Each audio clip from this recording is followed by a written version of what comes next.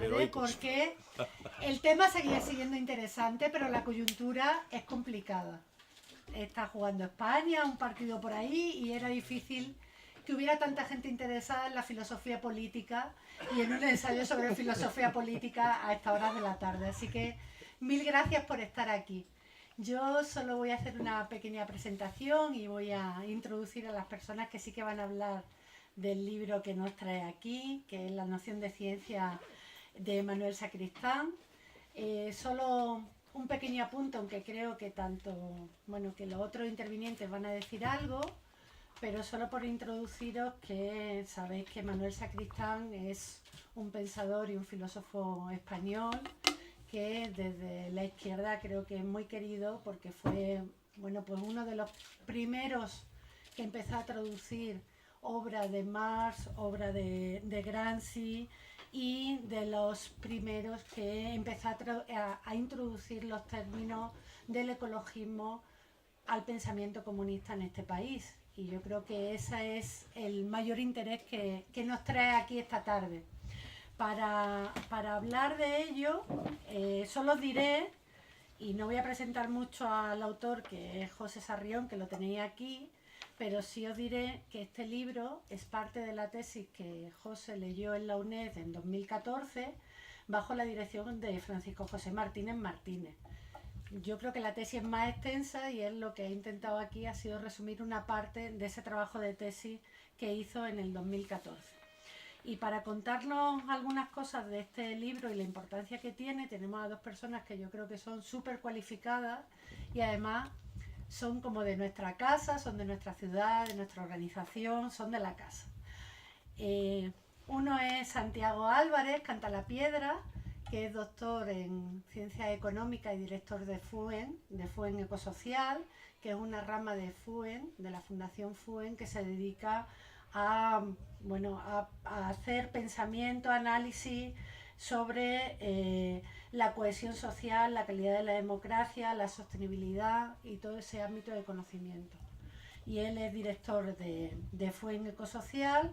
Además ha sido profesor en nuestra universidad en 2 departamentos, en Economía Aplicada y en Sociología, y ahora es profesor en la Complutense de Economía Aplicada, de Economía Política Mundial. Lo he dicho bien. Era.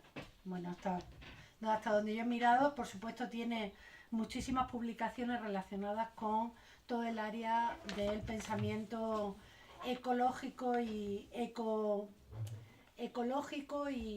económico en nuestra sociedad. La segunda persona que nos acompaña, que está al extremo de la mesa, es Óscar Carpintero, que también lo conocéis bien.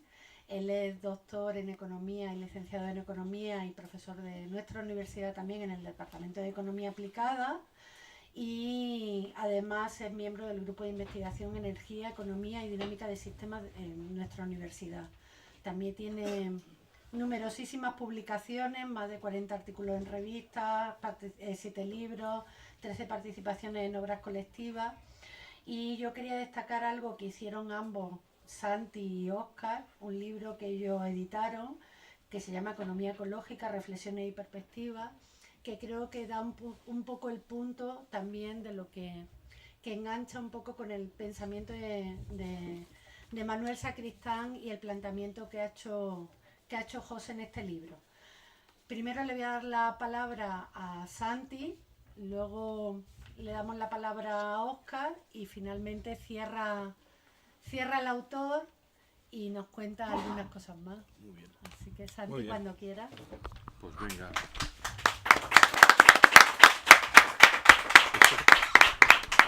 ¿Esto funciona? Sí, ¿no? Este no, porque este es el de... ¿no funciona? No. Que no es para... Bueno, que pues solo para se oye bien, ¿no? ¿Se escucha? Bien, pues buenas tardes, muchas gracias, Rocío. Y bueno, y muchas gracias por la invitación a comentar este libro, que es un placer por otra parte. Primero porque estimo mucho al autor, y eso pues es uno de los motivos fundamentales por los que uno, ante una invitación, pues no puede decir que no. Digamos que esta sería la motivación de la obligación, ¿no? Es decir, uno se siente obligado cuando hay un amigo o una persona a la que aprecia, que le dice, oye, me interesaría o me gustaría hacer la presentación de mi libro, si te animas, pues uno lo siente como un honor, pero también como una obligación. Pero es que se añade otra motivación que es, digamos, que alivia un poco el motivo de la obligación, que es el que uno lo hace con gusto cuando además el libro va de un personaje que ha influido en la formación intelectual y política de la persona, ¿no? Y en este sentido, sí me gustaría empezar por señalando cómo yo me aproximo a Manuel Sacristán. Yo a este hombre no lo conocí personalmente, pero cuando empiezo a conocer su pensamiento, su obra, es en el momento en el que curso una asignatura que se llama Filosofía y Metodología de las Ciencias Sociales en segundo de Económicas. En ese momento, quien lo imparte es un profesor que era discípulo de Sacristán, amigo de Sacristán, continuador de la obra de Sacristán, que conocéis bien todas y todos, que es Paco Fernández Buey. Paco Fernández Buey, en esa asignatura, de pronto abre una ventana a un estudiante que en segundo de carrera lo único que había visto hasta el momento era fundamentalmente matemáticas, estadística y teoría económica, y que empieza a tener la sospecha de que lo que está estudiando le va a servir bien poco para poder interpretar el mundo, la realidad que tiene a su alrededor, ¿no? En esa época también hay otra asignatura en ese mismo curso, que por cierto no está aquí, que imparte otro buen amigo de los que estamos aquí, que es Javier Gutiérrez, que se llama Estructura Económica. Con la estructura económica y con la filosofía y metodología de las ciencias sociales, al menos uno dijo, bueno, vamos a darle un respiro y un año más de oportunidad a esta carrera antes de abandonarla. Así es que se entretienen los profesores con enseñarnos esas cosas de la teoría económica y de la programación lineal y del álgebra y del análisis matemático, ¿no? Bien, consiguió Paco en su asignatura introducir algunas cuestiones que he visto reflejadas en el libro. Es decir, cuando estaba leyendo el libro de José, me estaba dando cuenta de lo que nos estaba diciendo Paco, y que entonces pues no nos dábamos cuenta muy bien de lo que nos estaba señalando, ¿no? Esa asignatura estaba organizada en dos cuatrimestres, porque eran asignaturas anuales, a diferencia de ahora, pues eran asignaturas que cursábamos a lo largo de todo el año, y lo dividíamos en el primer cuatrimestre y el segundo cuatrimestre, el primer parcial y el segundo parcial. Bueno, me imagino que todos los aquí presentes pues sabéis cómo funcionaba la historia, ¿no? En ese primer cuatrimestre, efectivamente, lo que dimos, o lo que nos dio Paco, fue básicamente metodología y filosofía de la ciencia. Es decir, aparecieron allí pues estos que aparecen también en el libro de José, que si el Popper, el Kuhn, el Feyerabend y tal, ¿no? Bien, hasta ahí todo normal, era lo que uno esperaba que se iba a encontrar en esa asignatura, el método inductivo, el método deductivo, todas estas historias. En el segundo cuatrimestre la cosa cambia radicalmente, y lo que nos hace Paco es introducir lo que él denominaba, pero que también lo denomina Sacristán, los aldabonazos a la conciencia contemporánea, ¿no? Que si el desastre de Bhopal, de la industria química en la India, que si Harrisburg, Chernobyl se produce entonces, no sé si el año antes o el año después, pero por ahí está Chernobyl, y también nos empieza a hablar de los límites al crecimiento, el informe del Club de Roma, ¿no? Entonces, nunca un poco desconcertado. Nos han estado hablando de filosofía de la ciencia y ahora nos estamos metiendo con estos problemas, que sí, la crisis ecológica, que sí Bhopal, que sí Harrisburg, el gigantismo nuclear, las amenazas y los riesgos nucleares, ¿no? Y la verdad es que yo no recuerdo que nos hablara de Sacristán. O sea, Paco nos planteaba todas estas cosas y en el fondo lo que nos estaba era hablando permanentemente de Sacristán. Implícitamente todo el desarrollo de la asignatura era buena parte del planteamiento que, por ejemplo, vais a reconocer fácilmente cuando os pongáis a leer el libro. El planteamiento de la asignatura era fundamentalmente una forma de entender la ciencia y la política de la ciencia tal y como lo había pensado Sacristán y lo había continuado el propio Paco Fernández Buey, ¿no? Ciertamente nos recomendó un libro en la segunda parte, y el libro se llamaba Pacifismo, Ecologismo y Política Alternativa, que es el libro de Manuel Sacristán con el que uno sí empieza a contactar con ese autor. Es decir, sin que en la asignatura apareciera al lado de Kuhn, de Feyerabend, de Popper, sí Manuel Sacristán empieza ya a estar explícito a partir de las lecturas recomendadas por el profesor. Ese libro fue mi primera aproximación a Manuel Sacristán. Si vosotros o vosotras le conocéis, pues el libro de José va a ser un complemento y un enriquecimiento de vuestro conocimiento de Manuel Sacristán. Y si no lo conocéis tanto, pues uno tiene la duda de si no sería mejor empezar por un camino diferente al de la reflexión sobre la ciencia de Manuel Sacristán, porque el título creo que se llama así, La noción de ciencia de Manuel Sacristán. Bien, pues luego os digo cómo veo esta historia de, si no lo conocéis, si es un buen libro de aproximación inicial o no. Luego cerraré con ello, porque lo que trato ahora, o trataré básicamente en estos minutos breves que voy a comentar el libro, es más que destriparlo y haceros una especie de spoiler literario de la obra, señalar un poco algunas cuestiones que puedan motivar que os animéis a leerlo, porque merece la pena. Y entre esas cosas tiene que ver con las razones por qué es conveniente pensar con este libro, leerlo y ponerse a pensar con este libro. A ver, yo no sé si os suena un reloj, que lo llaman el reloj del Apocalipsis, que es una invención, un reloj simbólico que montan en la Universidad de Chicago unos premios Nobel, con el que pretenden jugar a un indicador que nos muestre con qué amenazas globales nos estamos viendo, ¿no? La idea del reloj del Apocalipsis, con este nombre que tiene, es que a medida que la hora es más avanzada, es decir, a medida que nos acercamos a la medianoche, mayores son los riesgos o las amenazas globales que se ciernen sobre la humanidad, ¿no? Bueno, podríamos preguntarnos ¿a qué hora marca en la actualidad ese reloj? Bueno, pues la hora que marca en la actualidad es que estamos muy cerca de las 12. Es decir, estamos en una situación algo comprometida.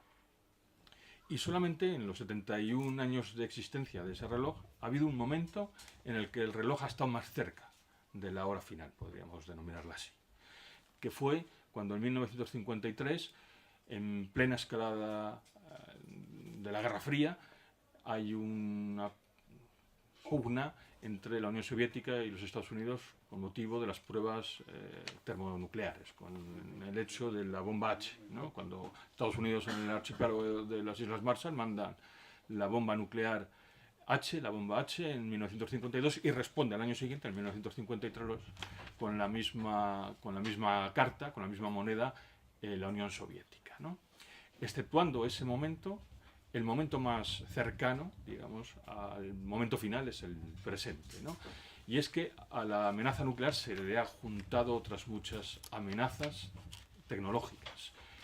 La nanotecnología, la biotecnología, tienen una capacidad y una potencialidad enorme y nos plantean importantes riesgos, importantes desafíos en el momento actual, comparables a lo que pudo suponer la amenaza nuclear. Pero junto con eso hay también otro factor o otra amenaza de carácter global, que es la crisis ecológica y en particular el cambio climático, por la capacidad que tiene de comprometer las condiciones de vida de los seres humanos. Eso supone que estemos tan cerca de ese momento final. Bien, ¿qué significa esto? Bueno, pues significa muchas cosas. Para empezar, que ya no hace falta una conflagración nuclear para comprometer la vida humana. Ya con nuestros actos cotidianos, y me refiero a la gran amenaza de la crisis ecológica, cómo nos comportamos, dónde vivimos, la forma urbana de vivir, la forma de alimentarnos, de movernos, estamos comprometiendo la existencia humana. Con nuestros comportamientos diarios y cotidianos estamos comprometiendo las condiciones de vida en el planeta y la forma de vivir tal y como la conocemos actualmente. Bien, ¿cómo hemos llegado a esta situación? Hemos llegado a esta situación fundamentalmente porque nos estamos comportando como aprendices de brujos. Estamos desatando unas fuerzas que son productivas, pero que al tiempo son destructivas. Y este carácter ambivalente de las fuerzas productivas destructivas es una intuición que ya está presente en Marx, en la ideología alemana, y que recoge Manuel Sacristán cuando trata de indagar esos atisbos ecológico-políticos que están presentes en la obra de Marx, ¿no? Y de ahí parte Manuel Sacristán para ponernos de manifiesto una radical ambivalencia en la ciencia, en cuanto que la considera fundamentalmente una fuerza productiva pura. La concepción de Sacristán es: la ciencia es una fuerza productiva y, como todas las fuerzas productivas, adquiere este carácter ambivalente de fuerzas que también son destructivas. Y esa destrucción que acompaña a la fuerza productiva en el marco capitalista es una bomba de relojería. Una bomba de relojería que puede comprometer la viabilidad de la especie humana en el planeta. La interpretación que hace, o el aterrizaje que hace Manuel Sacristán a partir de esta intuición de la propia idea de ciencia, en el fondo es en forma de paradoja. Viene a decirnos Sacristán que el mal, digamos, práctico que se deriva de la ciencia es porque es muy buena desde el punto de vista metodológico. Es decir, porque somos capaces de hacer muy buena ciencia, se están generando unas amenazas importantes, de tal manera que tenemos, pues eso, una paradoja. El mejor procedimiento o vía de conocimiento del que dispone el ser humano, que es la ciencia, desde un punto de vista epistemológico es maravilloso, pero desde el punto de vista sociomoral, pues es un peligro para el ser humano si no lo sabe manejar. Y de ahí que empieza a trasladar toda la... Y eso me recordaba lo de la asignatura, es decir, por qué venía el segundo cuatrimestre, por qué venía toda esa reflexión sobre la ciencia y la tecnología y los problemas que ahí se estaban dando.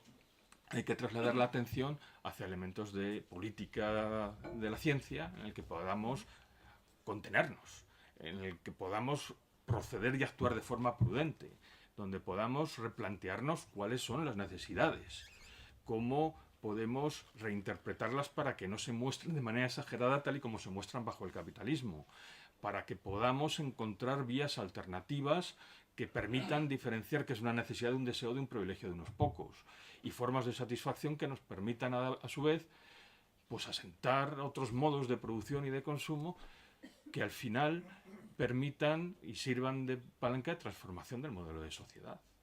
Bien, estas cuestiones son las cuestiones que se derivan de la reflexión que hace Manuel Sacristán sobre estas cuestiones. Y lo hace desde una perspectiva que va buscando y alentando la construcción de horizontes ecocomunistas.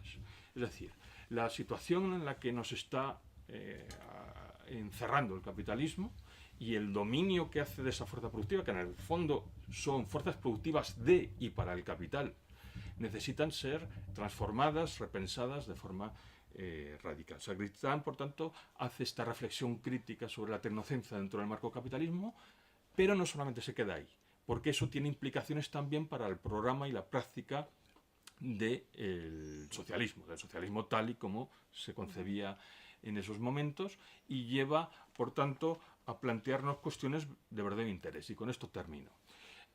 Yo creo que en estas cuestiones la izquierda está un poco siempre ida o un poco ausente, ¿no? Es decir, las cuestiones, por ceñirlo al campo económico, y de centrales y fundamentales no las ha resuelto bien. Si desde la economía siempre nos hemos planteado las grandes preguntas de qué producir, cómo producirlo y para qué producirlo, las respuestas a esas preguntas desde la izquierda siempre se centran en la tercera pregunta. Y tratamos de responder para quién producimos o cómo distribuimos la tarta. Y solemos dejar al margen, se ha dejado al margen tradicionalmente el tamaño y los ingredientes de la tarta. Y la reflexión y la renovación que hace de todo el ideario comunista a partir de esa reflexión Manuel Sacristán y, por supuesto, Paco Fernández Boy y todos los que le siguieron, fue precisamente tratar de incorporar estas cuestiones, reconsiderar el programa y la práctica comunista teniendo en cuenta estos elementos. Porque no se trata solamente de hacer lo mismo que el capitalismo para hacerlo mejor y utilizando sus fuerzas productivas.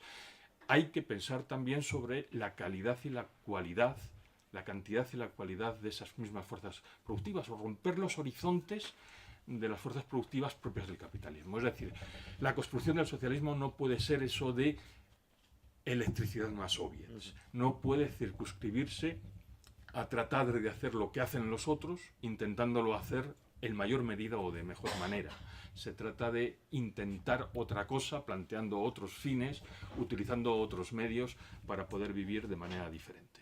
Y la reflexión sobre qué es la buena vida tanto desde un punto de vista personal como colectivo, es el núcleo central que permite reflexiones de esta naturaleza.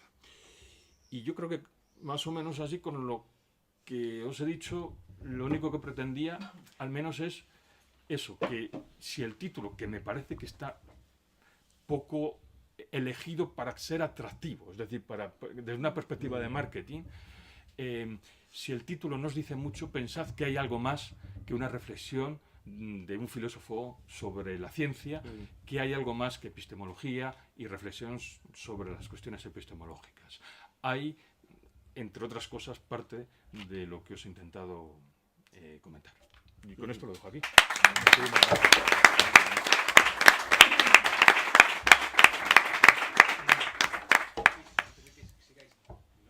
Sí, porque el ruido ese reverbera del apoyo, sí, claro, sí, sí. Es que los dos micrófonos tienen una sensibilidad tremenda, ¿no?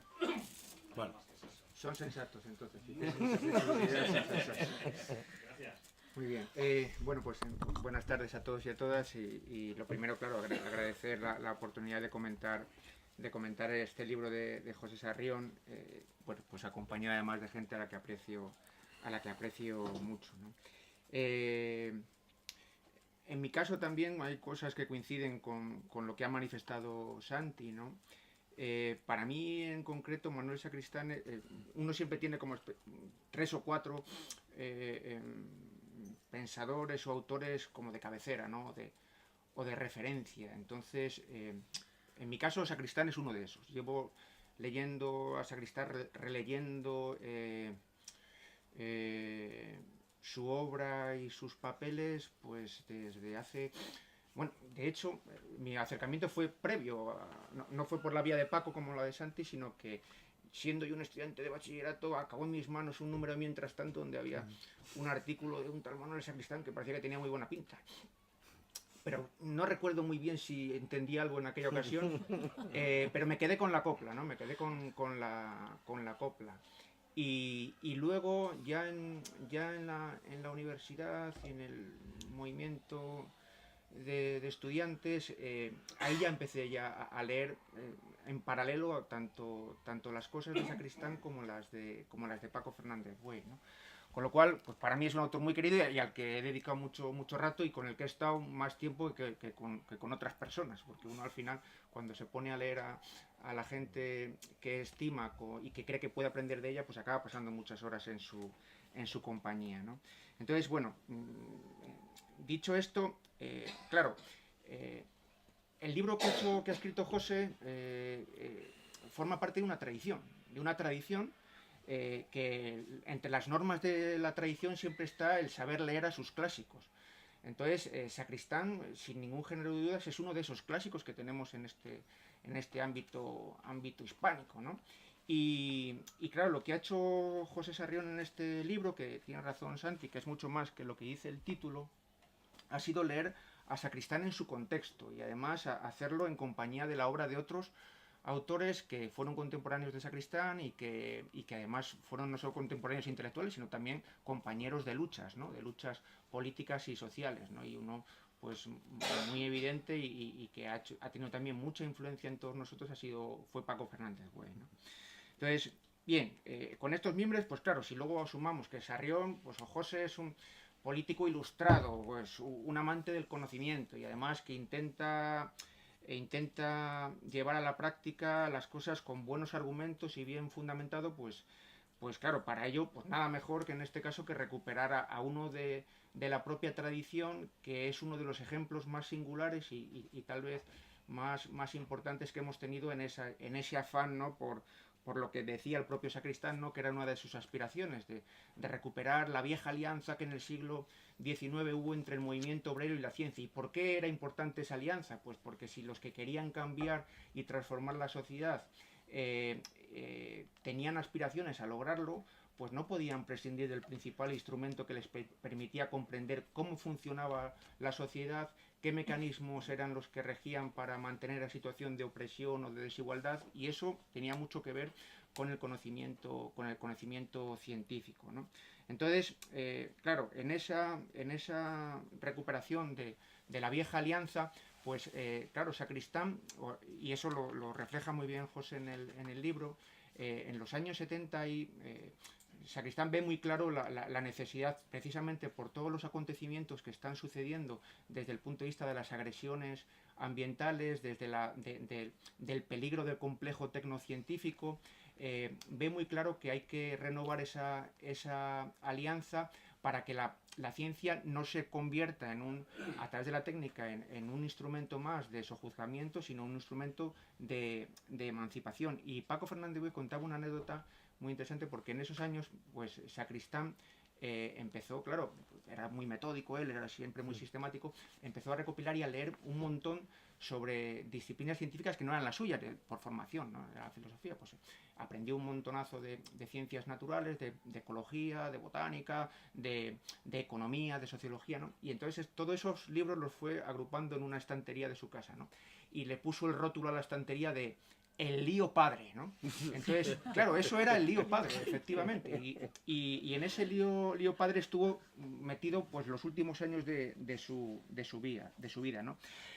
Sacristán hacía una diferenciación que también recoge José en el libro, y que los que amamos la obra de Sacristán, pues siempre hemos tenido muy en cuenta, que él decía que había que distinguir siempre, para no confundirse, había que distinguir siempre entre el estudio del clásico, el estudio filológico del clásico, es decir, intentar comprender qué es lo que dijo en su obra, de lo que era el cultivar la tradición de ese clásico, es decir, pensar más allá. En este caso, por ejemplo, si uno se ocupa de Marx, pues se puede ocupar de lo que dijo Marx en sus textos, o se puede ocupar de continuar la tradición que inició Marx desde el punto de vista del movimiento emancipatorio y del movimiento obrero, ¿no? Pues esas dos cosas, que no son incompatibles, conviene distinguirlas. Pues, ¿qué ha hecho José en este libro? Pues José en este libro ha hecho la primera parte, ha hecho en este caso un estudio bastante filológico de lo que en este caso no es Marx, sino que es Manuel Sacristán. Entonces eso tiene mucho valor. Si uno se quiere acercar a la obra de Manuel Sacristán, tiene mucho valor el trabajo que ha hecho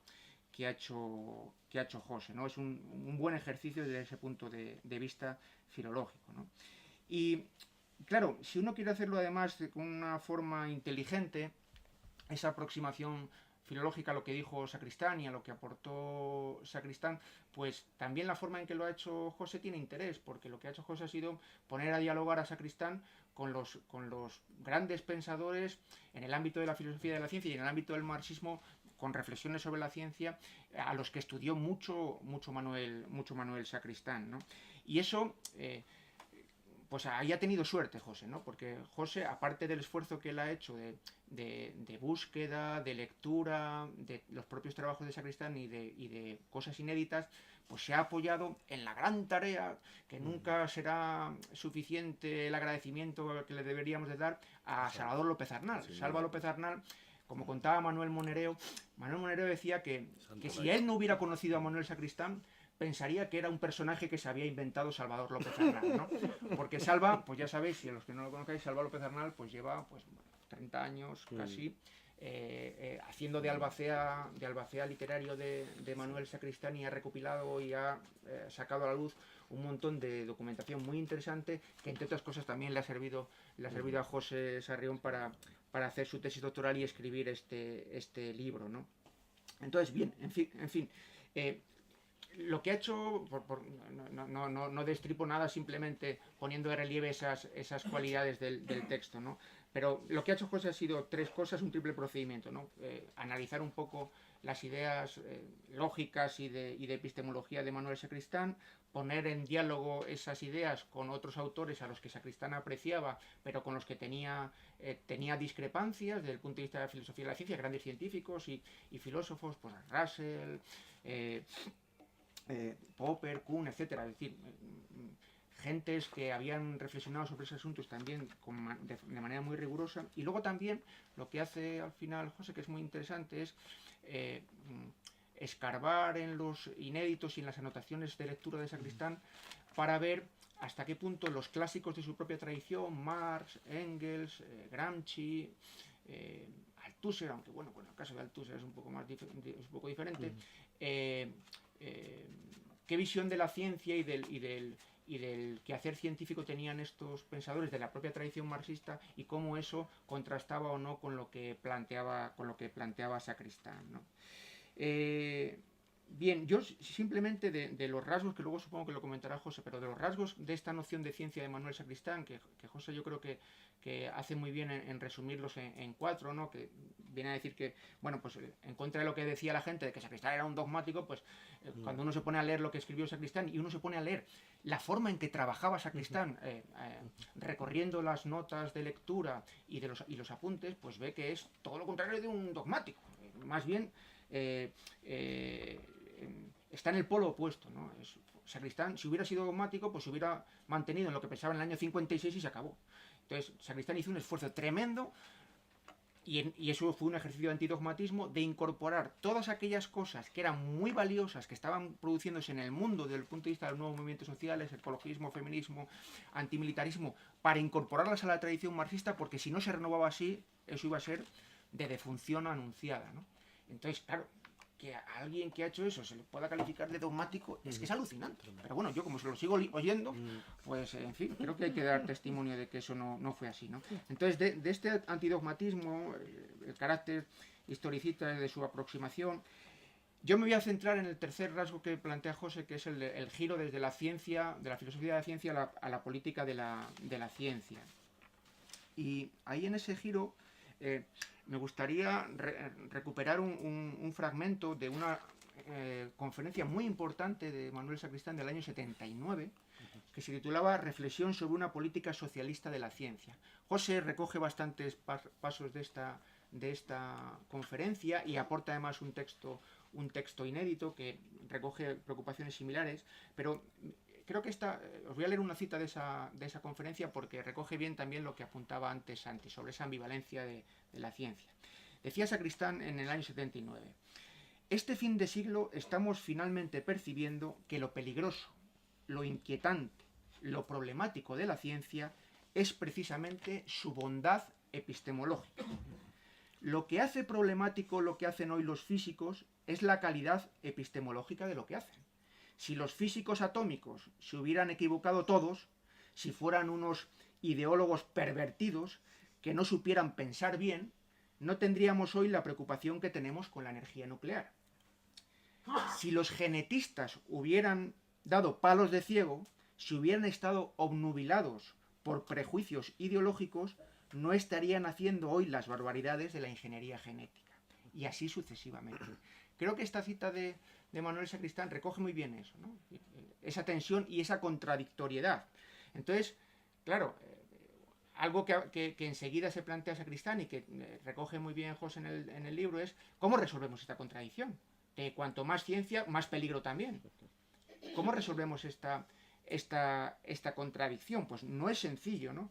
Y sí que me gustaría citar un paso que recupera José Sarrión en el libro, de un texto inédito, porque esa contradictoriedad, que fue yo creo que una aportación muy importante de Sacristán, poner de relieve ese carácter contradictorio, plantea a Sacristán que una manera de resolverlo sería esta, ¿no? Yo os leo también la cita, es corta, ¿no? La contradictoriedad en la que estamos solo se puede salvar mediante un uso mayor de la razón, pero de una razón en su totalidad, no precisamente de la razón tecnológica sola. Un científico, un físico cuando está trabajando como físico se entiende, cuando está haciendo física, no tiene que opinar acerca de la bondad o la maldad de las conductas prácticas. Pero nuestra razón de seres humanos completos sí que tiene que ver con los fines, es decir, con la finalidad con la que hacemos esa actividad, ¿no?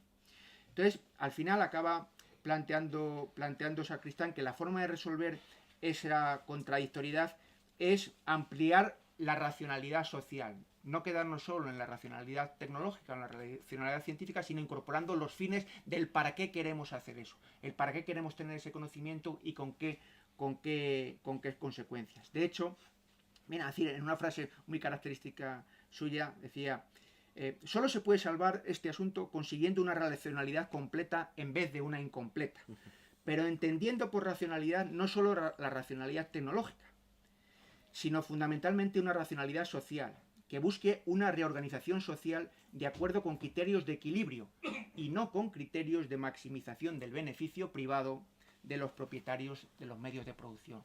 Claro, el problema es que la racionalidad del máximo beneficio está condicionando el resto de áreas de la sociedad que no se rigen por esa misma racionalidad. Entonces, al final, claro, si tenemos este problema o esta contradicción, la reflexión sobre la filosofía de la ciencia se convierte en qué política de la ciencia vamos a hacer para que podamos tener esa racionalidad completa, es decir, para que podamos incorporar esos fines para los cuales o con los cuales podemos orientar la actividad científica en favor de los intereses de la mayoría, ¿no? Entonces, en esa reflexión que hace Sacristán está de fondo todo el problema, toda la problemática de la crisis ecológica, ¿no?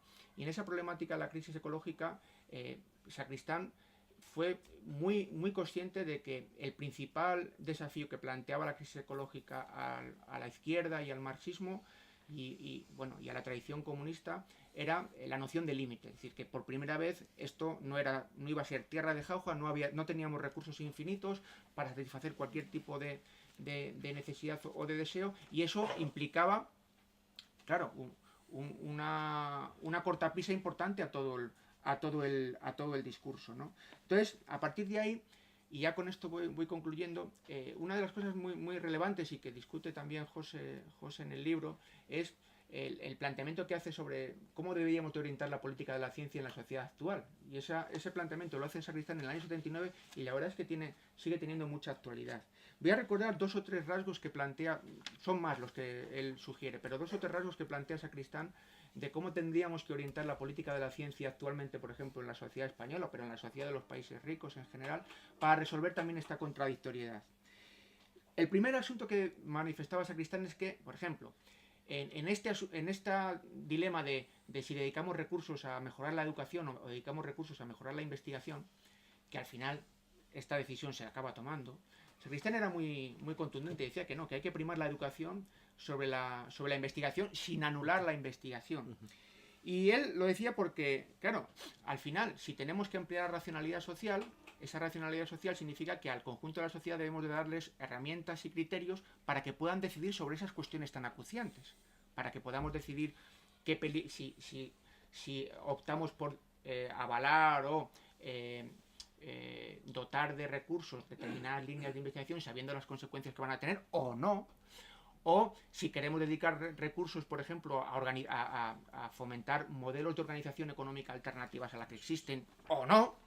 Entonces, todo eso, claro, necesitamos sociedades informadas, con conocimiento, que eso no se logra simplemente fomentando la investigación, sino aumentando, si queréis, la base de conocimientos del conjunto de la sociedad. De hecho, el propio Sacristán hacía una broma curiosa con esto de cómo había derivado, fijaros, en los años finales de los 70, principios de los 80, una parte de la investigación científica en las universidades.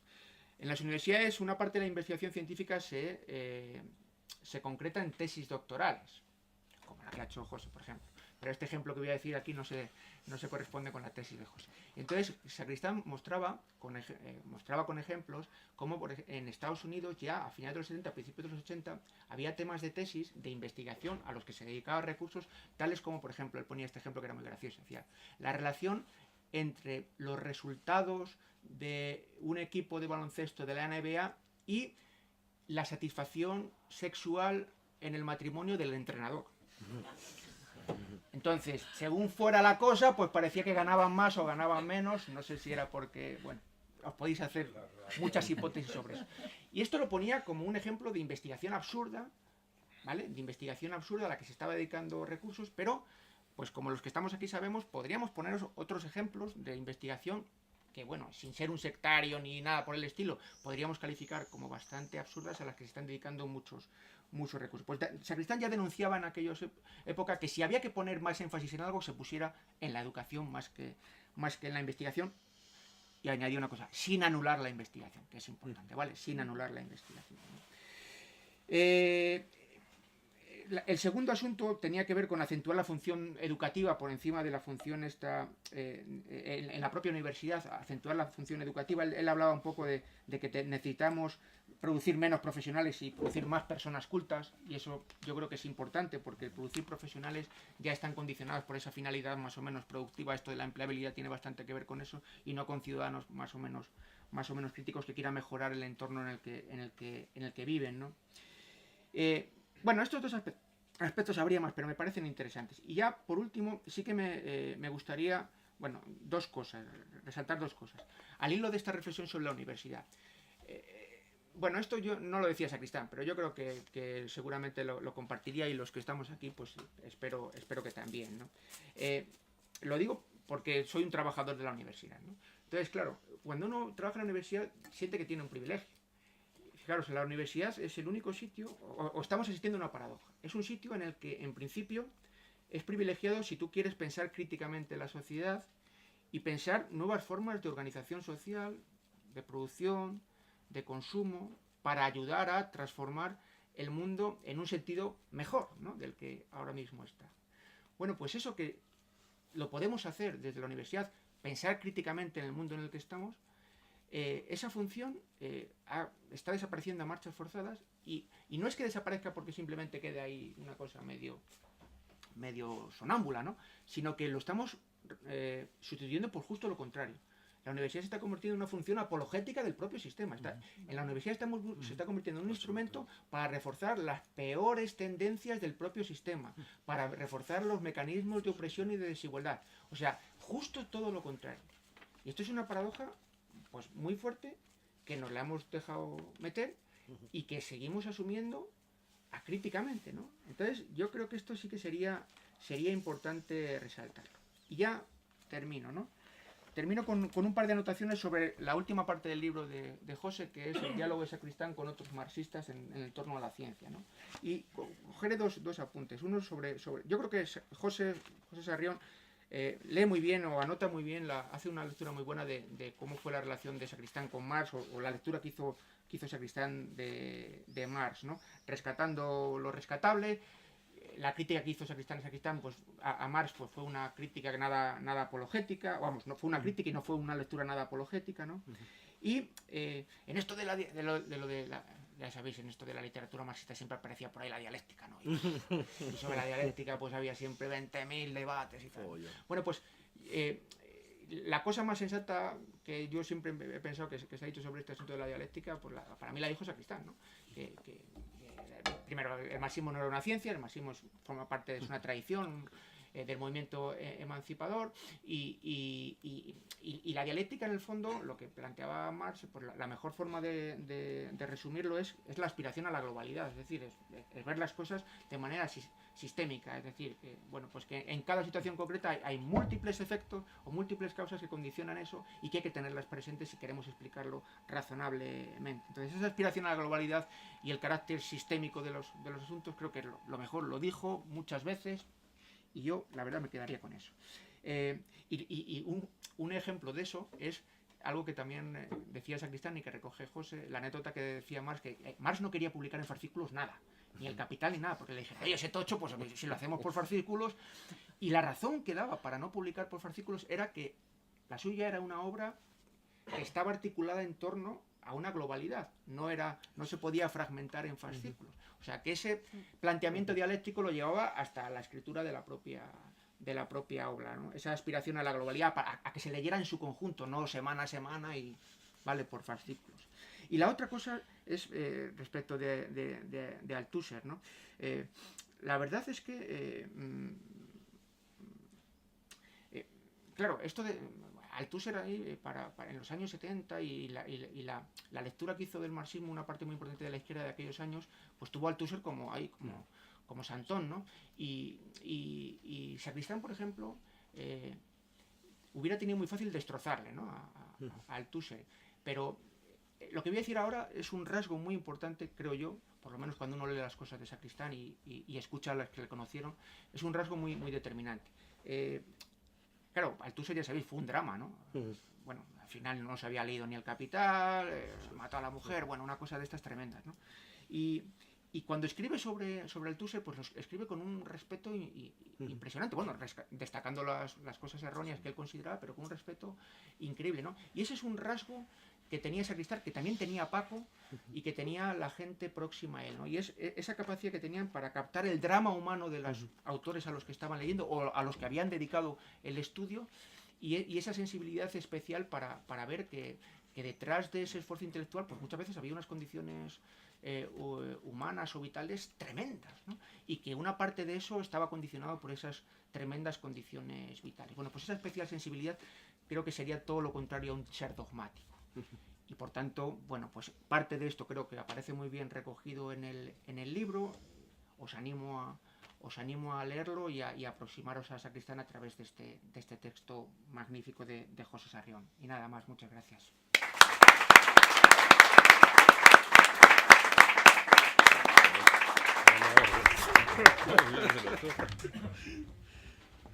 Bueno, muchísimas gracias. Vamos a ver. Bueno, ahora me da vergüenza que lo sepáis. Intervenir.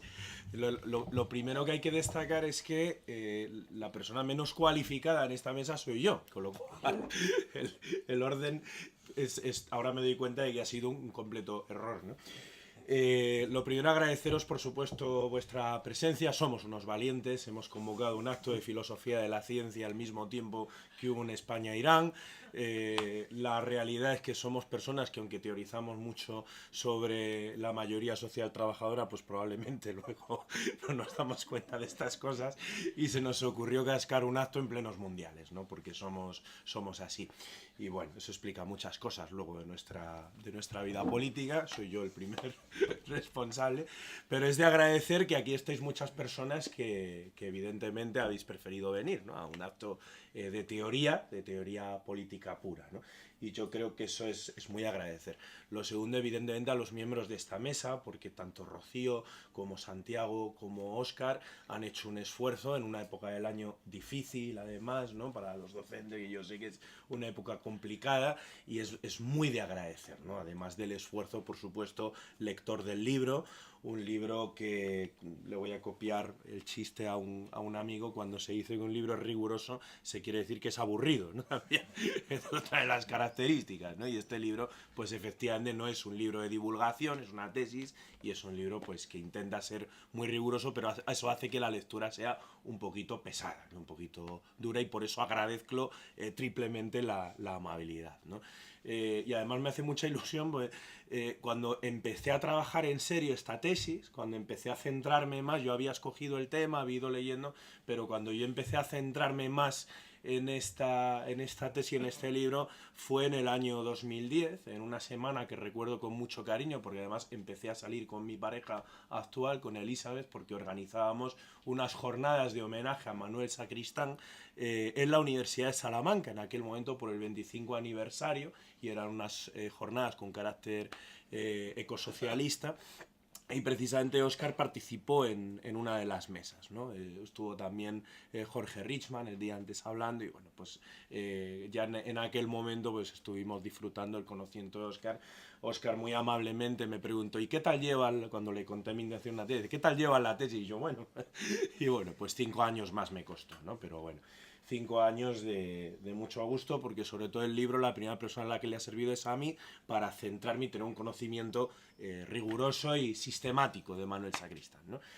Y sobre todo en el capítulo de los agradecimientos, además de, por supuesto, a mi familia, a mis padres, a mi hermana, a mi pareja, ¿no? Que tienen que soportar todo lo soportable, ¿no? de cuando una persona hace un trabajo de investigación de este tipo, y se lo agradezco enormemente.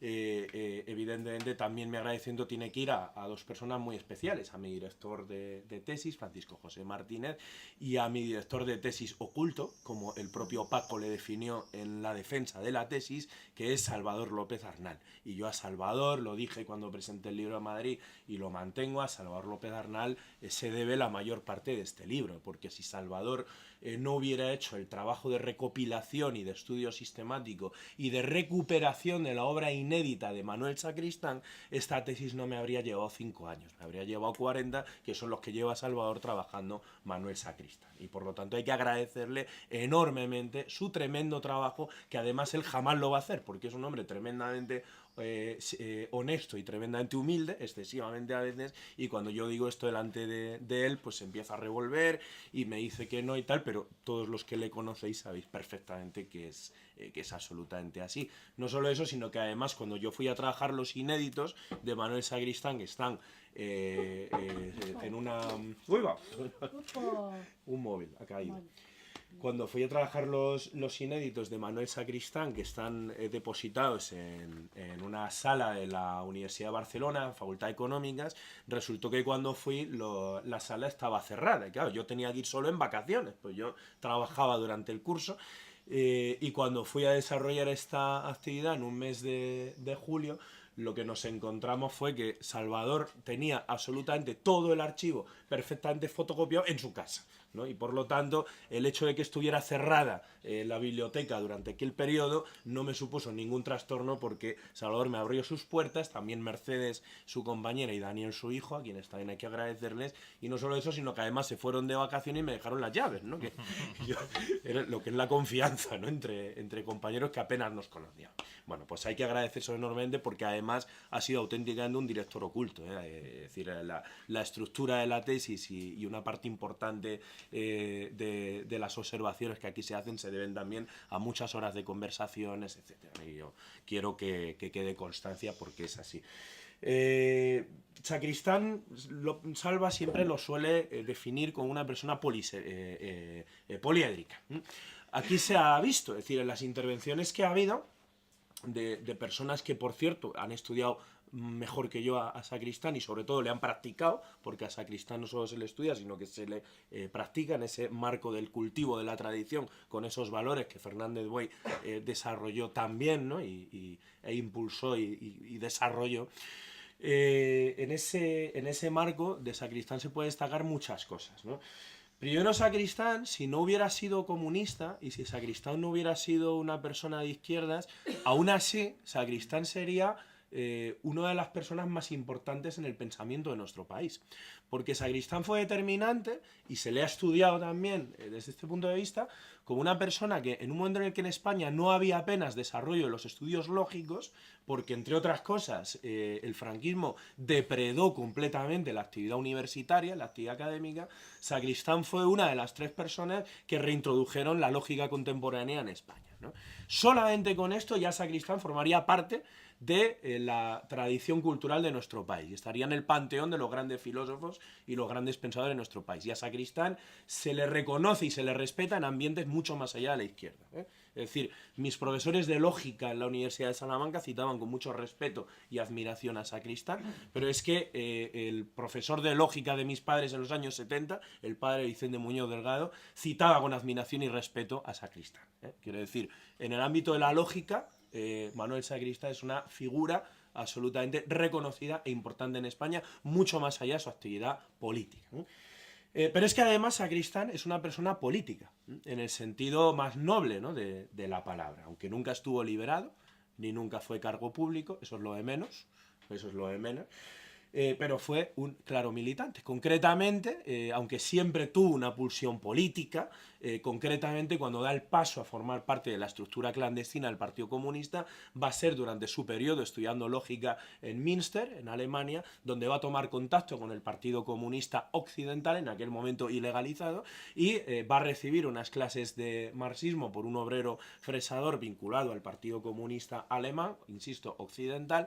Va a desarrollar un aprendizaje, y cuando vuelve, él hace un viaje a París, donde contacta con la estructura clandestina del Partido Comunista de España, cuya dirección estaba en París. De hecho, en un documental bastante interesante y muy largo que se titula Sacristán Integral, que es muy bueno, sacó El Viejo Topo, con López Arnal de guionista, como no, precisamente aparece Carrillo explicando su encuentro con Sacristán, ¿no? Y explica que llegó prácticamente famélico y no sé qué, pues bueno, porque era muy difícil llegar clandestinamente a Carrillo, ¿no? Lógicamente había muchos servicios secretos franquistas, etcétera. Bueno, hay una parte muy interesante, y Sacristán vuelve de Münster como el español en aquel momento que más entiende, o de los 3 que más entienden de lógica en todo el país, que de hecho escribe un manual que se estudió durante 20 años en todas las facultades de España, la introducción a la lógica, la SIS formal, pero entra también como responsable de universidad del Partido Socialista Unificado de los Catalanes, es decir, de lo que sería el partido referencia del PC en Cataluña. Es decir, entra ya como dirigente clandestino.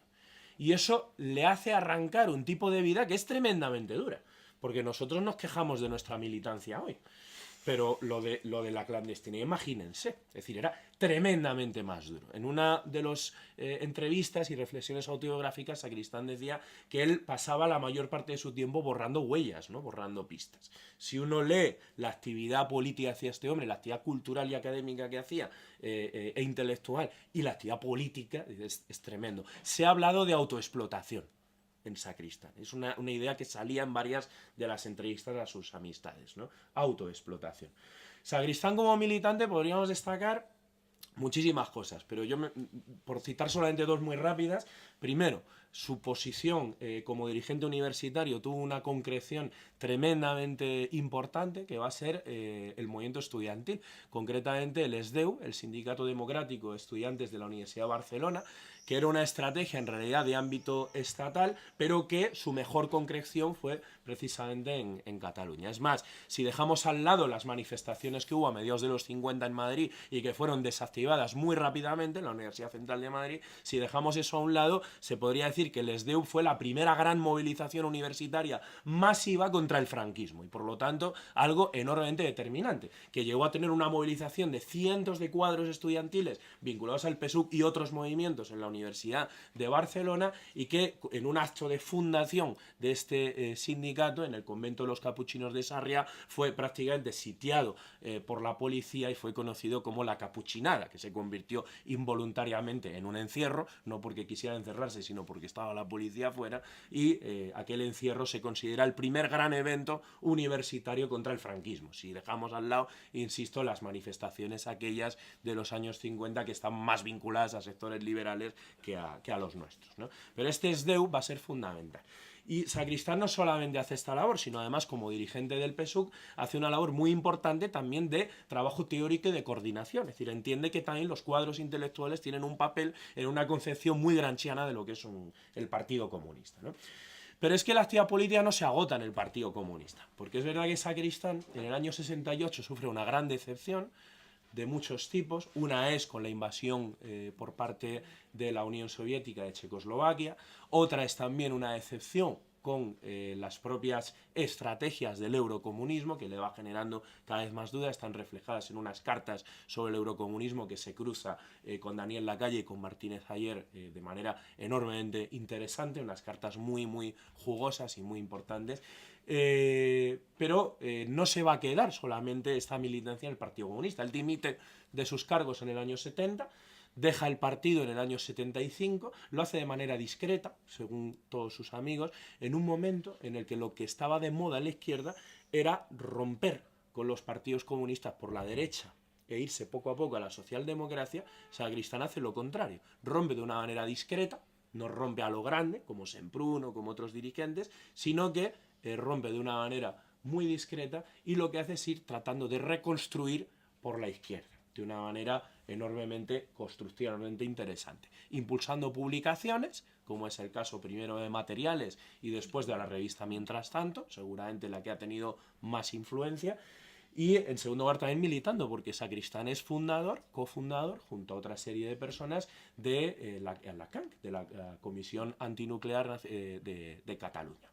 Y esta organización, que fue de las primeras organizaciones ecologistas, de las primeras en nuestro país, y que ha tenido mucha importancia. De hecho, el libro tiene un pequeño homenaje, porque el porcentaje de ventas que me toca a mí como autor se lo donamos a una plataforma, que es la plataforma Stop Uranio, que lucha contra la mina de uranio en Salamanca, ¿no? Tampoco se van a hacer ricos, ya os lo digo yo, pero bueno, los 4 eurillos que saquemos de esto, pues va para esa plataforma, ¿no? En esta actividad de Sacristán, como militante, hay siempre un acompañamiento de teorización y de elaboración política, a veces de una complejidad tremenda y no siempre comprendido, ¿no? Las reflexiones ecológicas de Sacristán en su momento yo diría que no fueron bien comprendidas por la izquierda, porque eran tremendas y eran muy duras de comprender. Luego entraré en alguna, ¿no? Por ejemplo, cuando Sacristán se da cuenta de la tremenda involución que tiene el movimiento comunista internacional en el marco del eurocomunismo, empieza a interesarse en temáticas que fueron comprendidas como auténticas marcianadas por una parte importante de la izquierda de su época. La recuperación de Jerónimo, por ejemplo, que es algo muy difícil de comprender, traduce una biografía del indio Jerónimo y la prologa, que es un canto a la resistencia, en un momento en el que la izquierda estaba en un retroceso, en una involución muy importante. Esa recuperación también de los escritos de la fundadora de la RAF en Alemania, que va a ser también una selección de textos, una traducción con un prólogo tremendamente interesante, etc. No me voy a enrollar, pero solamente citaré un texto más, que hace precisamente durante su época en que está construyendo el Sindicato Universitario Democrático de Estudiantes de la Universidad de Barcelona, que va a ser un texto para mí de los más finos y los más tremendamente anticipatorios que tiene, que son las 3 lecciones sobre la universidad y la división del trabajo, que es un texto que yo leí cuando estábamos luchando contra Bolonia, cuando los estudiantes luchábamos contra Bolonia en minoría casi de a uno, como le gustaría, como él mismo decía alguna vez, ¿no? Donde, por cierto, la mayoría del profesorado miraba como a chinos a esos estudiantes que luchaban contra el mercado y que hablábamos un lenguaje así tan antiguo y no sé qué, ¿no? Y en ese momento, tratando de analizar desde un punto de vista marxista el proceso de Bolonia, cayó en mis manos este texto, las 3 lecciones de la universidad, la división del trabajo, y era tremendo porque lo que hacía era una descripción en plenos años 60 de la contradicción principal que tenía la universidad, que tiene una actualidad absoluta, es decir, muy, muy, muy resumido, y pido disculpas porque esto es una simplificación tremenda, lo que voy a hacer, pero muy resumido decía, la universidad, en esto sigue a Ortega, pero a través de Gramsci, la universidad es básicamente una instancia de transmisión de hegemonía, es decir, de ideología, para entendernos, los que estamos aquí, ¿no? Y esa transmisión de hegemonía, ¿cómo se hace? Por 2 vías. La vía inmediata, que es la que plantea Óscar hace un momento, ¿no? Como la universidad se dedica a transmitir prácticamente ideologías tremendamente funcionales al sistema, ¿no? El típico profesor de derechas que todos hemos tenido, o el profesor productivista en economía, o etcétera, etcétera. Pero hay una transmisión de ideología, dice que tiene un carácter mediato, que consiste en que en una sociedad de clases, las personas de las clases dominantes son las que tienen acceso a unos estudios más altos, más superiores, ¿verdad?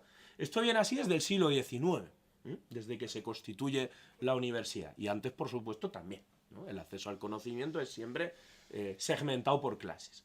Y entonces dice Sacristán, hay una contradicción en la universidad actual, porque en la medida en que entran más trabajadores, esa función de la universidad como distribución clasística, ¿no? Como distribución de niveles, digamos, sociales de clase, en la medida en que entran muchos trabajadores en la universidad, en la medida en que se universaliza el acceso a la universidad, esa función se quiebra. Si todos estamos titulados, entonces ya no hay clases desde ese punto de vista. Y al final de este texto, estoy simplificando mucho, para no dedicarle mucho tiempo, pero al final del texto dice, tendrá que haber una reacción, tendrá que haber una reacción por parte del sistema, por parte de la burguesía, a este quiebre de esa función de transmisión de hegemonía. ¿Y cómo se hace? Y dice, probablemente mirarán al modelo norteamericano y mirarán tal, justo, Bolonia, ¿qué hicieron? Meternos el grado por un lado y el posgrado por otro, con precios tremendamente diferentes, devaluar el sistema de becas, introducir el sistema de préstamos renta, que lo metió el PSOE primero, no olvidemos, es decir, tremendo, tremendo. Y yo cuando leía este texto, luchábamos contra Bolonia, decía, madre mía, eso es tremendo, porque por la capacidad que tenía de escribir casi incluso al dedillo, ¿no? Algunas cosas, bueno, tremendo. No me enrollo con esto, no es el objeto del libro y llevo la mitad ya de la charla. Entonces, decía, como militante ya es muy interesante, pero un militante, ojo, que teoriza, que tal.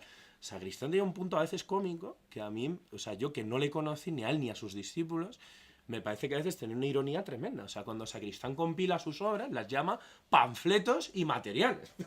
Panfletos, llama a su trabajo panfletos. Yo os animo a coger uno de esos panfletos, a ver si a uno le parece panfleto, ¿no? Contaban tanto Óscar como Santiago cómo habían conocido a Sacristán, o cómo habían accedido a leer a Sacristán, ¿no? Contaba Santi lo de sus clases y tal, ¿no? Y Óscar hablaba del artículo mientras tanto. Yo accedía a Sacristán como militante, principalmente. Primero como estudiante de filosofía, la Facultad de Filosofía de Salamanca, cuando pasabas muchas horas en la Universidad Francisco de Vitoria, la sección de filosofía, ya había algunos libros de Sacristán y por curiosidad, pues como marxista, pues te vas a buscar lo tuyo y tal, ¿no? Tenían una cosa horrenda que era una historia de la filosofía marxista, leninista, rusa y tal, que era al principio parecía muy interesante, pero luego era una cosa muy bizarra y tal, y de pronto te encuentras con Sacristán, ¿no? Y Sacristán al principio, Óscar dice, no recuerda si lo entendí, yo recuerdo perfectamente que no entendí nada, o sea, era tremendo, ¿no? Tremendamente duro, porque Sacristán es un autor que no hace concesiones, o sea,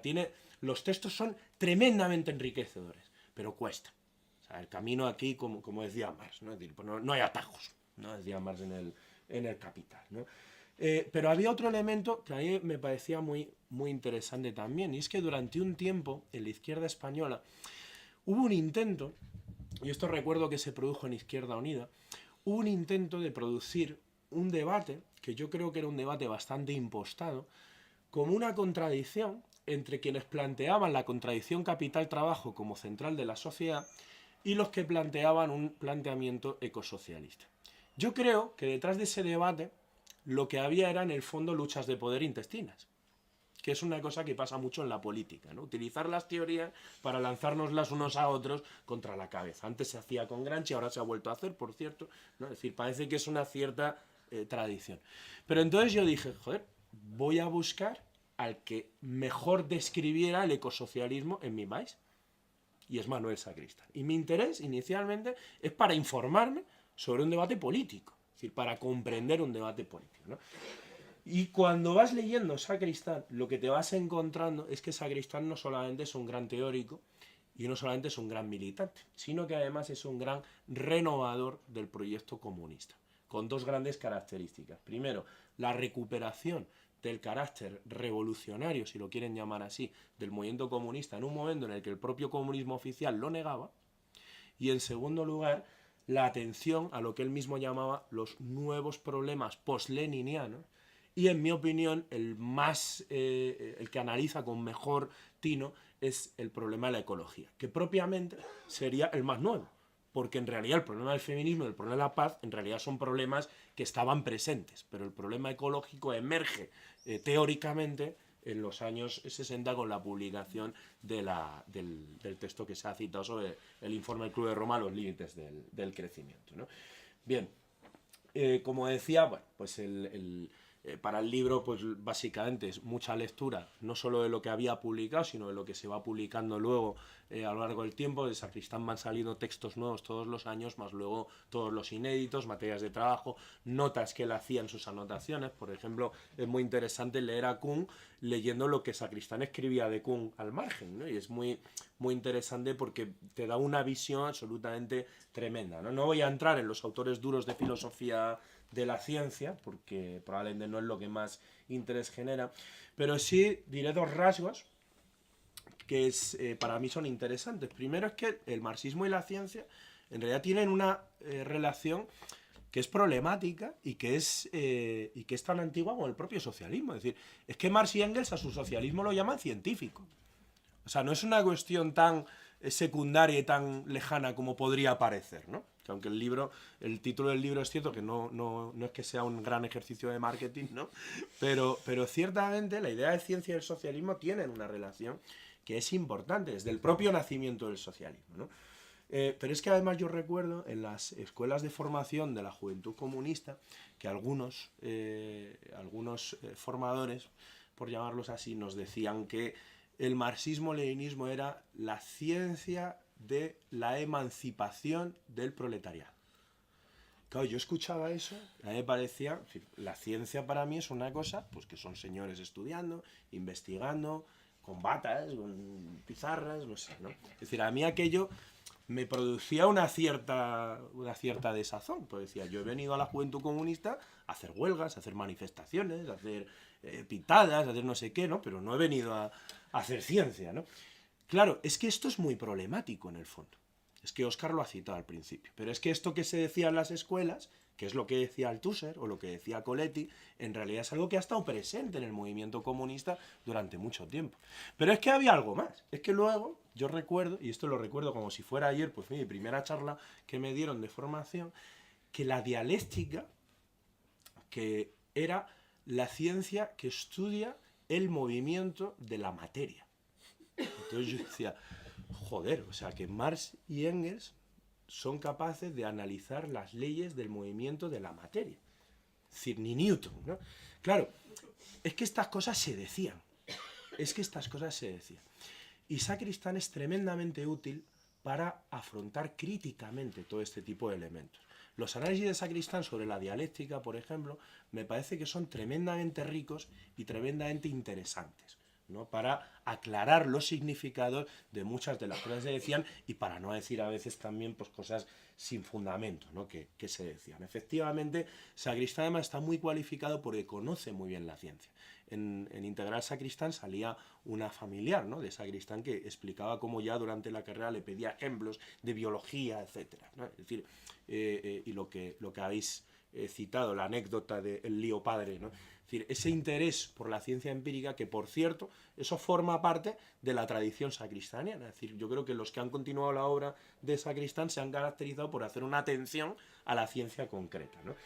Y esto, por cierto, también enmienda a la plana a ciertas concepciones de la ciencia en el socialismo real. Es decir, no olvidemos que los científicos, o una parte de los científicos de la Academia de las Ciencias de la URSS, trataba de justificar las teorías científicas en la Unión Soviética en función de que fueran más o menos dialécticas.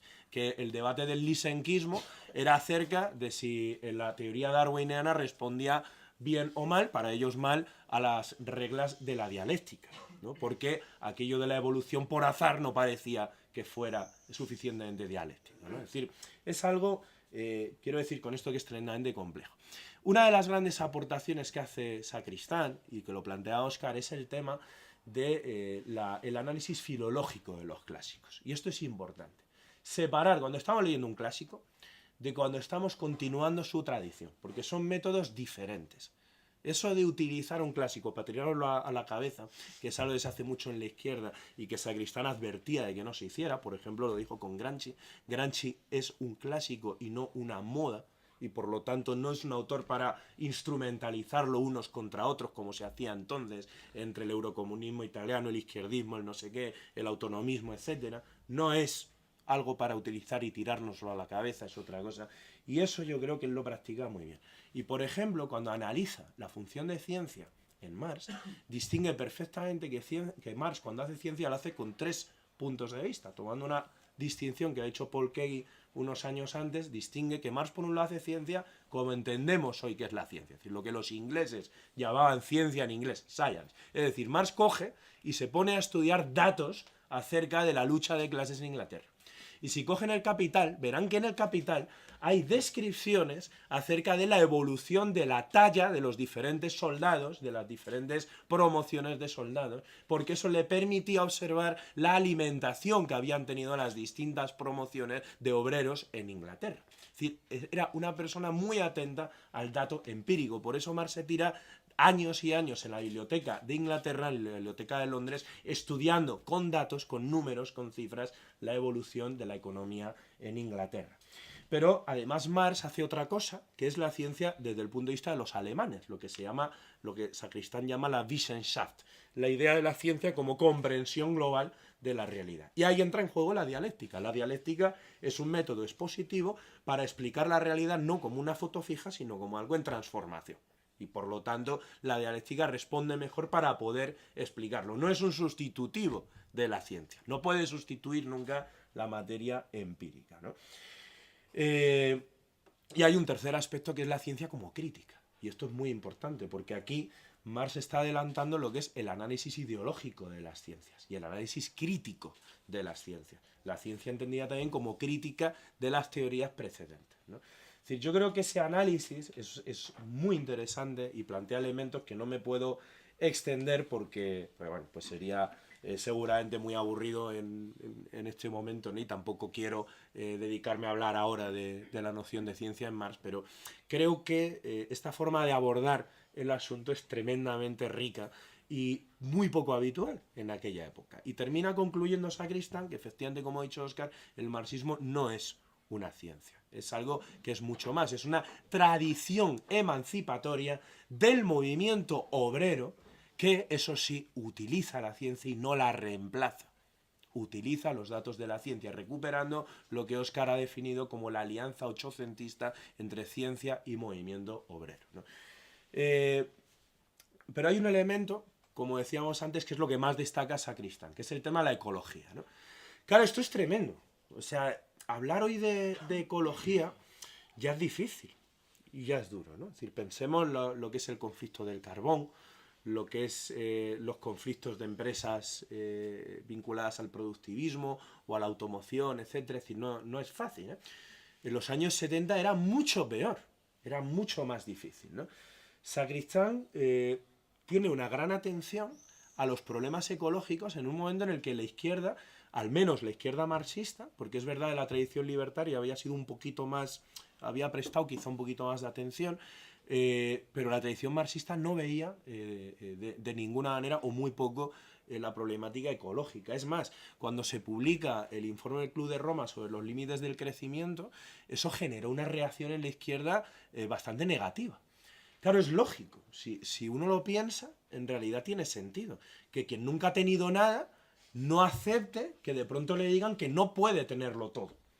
Si tú nunca has tenido nada, es muy duro que de repente los teóricos de tu propia organización te digan que no puedes aspirar a tener los bienes de consumo que creías que con la revolución podrías tener. Es que no es fácil explicarlo. Hay una anécdota que cuenta Sacristán con una delegada de la SEAT de Cataluña, que es ingeniera, y que explica a sus compañeros trabajadores de la SEAT que en el socialismo no todos podremos tener un coche. Y sus compañeros delegados le dicen, como vuelvas a decir eso en público, te vas del sindicato. Porque eso nos va a acribillar, ¿no? Evidentemente. Claro, tremendamente difícil explicar esto, ¿no? Claro, cuando Sacristán se acerca a este planteamiento, lo primero que hay que decir es que Sacristán es una persona que tiene un gran enfrentamiento con cualquier forma de irracionalismo. Eso, Sacristán escoge su tesis doctoral sobre Heidegger diciendo que es el autor más sofisticado del irracionalismo y que por lo tanto ataca al que es el mejor pensador irracionalista, ¿no? Critica al mejor de ellos, ¿no? Y Sacristán analiza que el conflicto de la ciencia y la filosofía puede tener dos puntos de vista. Uno es el conflicto epistémico, o el punto de vista, mejor dicho, epistémico. Uno que viene desde los griegos, desde Heráclito, cuando decía que conocer cosas no equivale al conocimiento, ¿no? El tema de la doxa, de que la opinión empírica es pura opinión, etcétera, ¿no? Todo esto que viene desde los griegos y que se encuentra a lo largo de la historia de la filosofía, hasta Goethe, cuando decía que Newton no llevaba razón en la teoría de los colores, porque reducir las cosas a ciencia no es conocerlas verdaderamente, etcétera, etcétera, etcétera, ¿no? Lo que sería la crítica de la filosofía romántica de la naturaleza alemana, ¿no? Que plantea que la ciencia no conoce suficientemente en la realidad, porque la realidad es algo más complejo y más hermoso y más no sé qué, y que hay otras vías de conocimiento más puras o más directas que la ciencia. A Sacristán no le interesa esta crítica. Es más, él cree que es errónea, que la ciencia es insustituible, que la ciencia es el aparato de conocimiento más desarrollado y más sofisticado que tenemos. Lo que pasa es que la ciencia, por su propia metodología, no puede llegar a explicar toda la realidad. Por eso es necesario combinarla con otra serie de elementos. Pero, esta problemática epistemológica para Sacristán no es la más urgente, ni es la prioritaria. Lo han dicho muy bien Santiago y Óscar. La problemática más urgente que tiene la humanidad no es la problemática epistemológica de la ciencia, no es si la ciencia conoce bien o mal. El problema de la ciencia es lo que en un texto Sacristán llama como su concepción ontológica, es decir, la ciencia como constitutiva del mundo. Ojo, Marx algo dijo esto. Marx había hablado de la subsunción de la ciencia como modo directo de como fuerza, directa de producción. Este planteamiento ontológico de la ciencia, es decir, cómo la ciencia constituye o influye en nuestro mundo, en nuestra realidad, es donde está el quid de la cuestión. Y precisamente el peligro de la ciencia es su bondad epistémica. Es decir, porque la ciencia conoce bien, es por lo que es peligrosa. Si la ciencia fuera un conjunto de tonterías, no sería tan peligrosa, porque si la física atómica, en el ejemplo que ha puesto Óscar muy bien traído, fuera un conjunto de habladurías, no habría construido la bomba atómica. Si la ingeniería genética fuera un conjunto de tonterías, no generaría los peligros que genera. Por lo tanto, el principal problema de la ciencia no es ya si conoce bien o mal, no es un problema epistémico, es un problema ontológico, es un problema de sus consecuencias para la constitución de nuestro mundo. Algo que, por cierto, observa Sacristán y cita muy bien Fernando de Buey en la introducción a su tesis doctoral, a su reedición de la tesis doctoral, había planteado parcialmente Heidegger cuando habla de la figura del amigo del hogar de Hebel, ¿no? En el cual el problema era ser capaces de crear un hábitat más esencial, etcétera, etcétera, etcétera. Ahí Sacristán ve el reflotar de la problemática ontológica, ¿no? en el siglo XX. Claro, esto de que la ciencia es peligrosa, precisamente porque es buena ciencia, lleva a plantear a Sacristán que en el fondo de la filosofía de la ciencia tiene que haber un núcleo de política de la ciencia. Y ahí entran las reflexiones para una política socialista de la ciencia que ha citado Óscar. Es decir, la cuestión es que la ciencia hay que combinarla con otra serie de elementos como son las finalidades de una sociedad, etcétera, etcétera, etcétera. Ahí entra, por cierto, a Sacristán se le ha acusado de dogmático, pero también se le ha acusado de otra cosa que yo en esta tesis intento desmontar, que es de positivista, ¿no? Se le acusaba de positivista porque tenía mucha atención a la ciencia. En filosofía se llama al positivismo a aquellos que consideran que la ciencia es el único elemento de conocimiento y que todas las demás ramas están depreciadas, ¿no? Frente a la misma. Yo creo que a Sacristán no se le puede aplicar esta etiqueta, porque si bien Sacristán es muy crítico de la metafísica, en la mejor tradición marxista, y es verdad que plantea que la ciencia no puede ser sustituida, sí que plantea la necesidad de otras esferas de racionalidad, lo que Óscar ha explicado como racionalidad social, que Sacristán lo plantea en sus textos, o como plantea Sacristán en otro texto, la combinación de racionalidad micro a macro, o diferentes elementos, o cuando hace su crítica a Mosterin, bueno, hay distintos textos en los que Sacristán lo que plantea es que no basta con la ciencia para comprender y para orientarse en la sociedad, hace falta algo más. Y ese mundo de los valores o ese mundo de la ética es también un mundo racional, aunque no sea reducible a aspectos puramente formales. Finalizo porque llevo 35 minutos hablando, así que se acabó. Solamente quiero contaros una cosa, iba a leer un texto pero no lo voy a hacer porque puede ser muy pesado. Solamente quiero contaros una cosa que tengo probablemente en la introducción. Aquí. Me gustaría leeros una pequeña cuestión, ¿no? Y leer al hilo de una reflexión de Sacristán que me parece que también tiene mucha actualidad y mucha importancia. Esto no lo desarrollo en mi tesis porque es puramente político y no me quise centrar tanto en la tesis, pero puse algo en la introducción, ¿no? Cuando Sacristán explica esto de las dificultades para explicar el paradigma ecológico, y pone el ejemplo de la SEAT, y pone el ejemplo que he desarrollado, a continuación plantea que por difícil que sea esto de explicar a la mayoría trabajadora esto, que es algo sencillamente que tenemos que hacer, porque sin clase trabajadora no hay transformación social. En un momento en el que en la izquierda lo que se hacía era poner el énfasis en el protagonismo de la izquierda por parte de nuevos sectores, como era el profesor universitario, el intelectual, o como queramos llamarlo, o las nuevas profesiones liberales, Sacristán seguía diciendo que el sujeto transformador de una sociedad es la clase trabajadora, por dos motivos. Primero, porque aquellos que se benefician de una sociedad de clases jamás podrán superarla, algo que también dijo Paco Fernández de Buey luego hablando del 68, y segundo, porque aquellos que crean la riqueza del mundo parecen los indicados para impulsar la transformación de la sociedad. Esto lo dice siendo consciente de la problemática que hay, lo tremendamente difícil que es esto, pero no renuncia a ello, ¿no? Y esto me parece algo extraordinario, porque en realidad Sacristán, que es probablemente uno de los intelectuales más importantes de la historia de nuestro país, no solo para la izquierda, sino, como he dicho al principio, para el conjunto del pensamiento lógico y filosófico y cultural en España. Sacristán, que es el primero que publica una antología completa de Gramsci, que es la que seguimos usando a día de hoy para leer a Gramsci, que ahora la tiene Acal. Es decir, Sacristán, que es con el que estudian varias generaciones de filósofos lógicos por primera vez, este hombre plantea que la clase trabajadora sigue siendo el sujeto social en un momento en el que no está de moda decirlo. Y yo quiero señalar dos cosas. Lo primero, dice en una pequeña entrevista, dice, tiene unas palabras muy interesantes dedicadas a los intelectuales.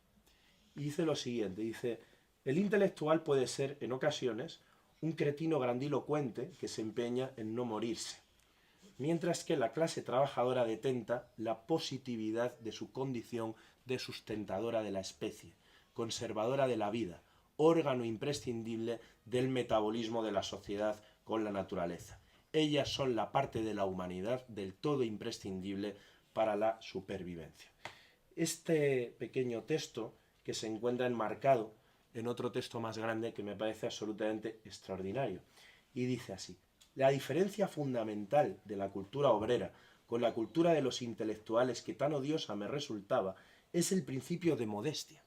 El militante obrero, el representante obrero, aunque sea culto, es modesto, porque se podría decir reconoce que existe la muerte, como la reconoce el pueblo. El pueblo sabe que uno muere. El intelectual es una especie de cretino grandilocuente que se empeña en no morirse. Es un topo que no se ha enterado de que uno muere e intenta ser célebre, hacerse un nombre, destacar esas gilipolleces del intelectual que son el trasunto ideal de su pertenencia a la clase dominante.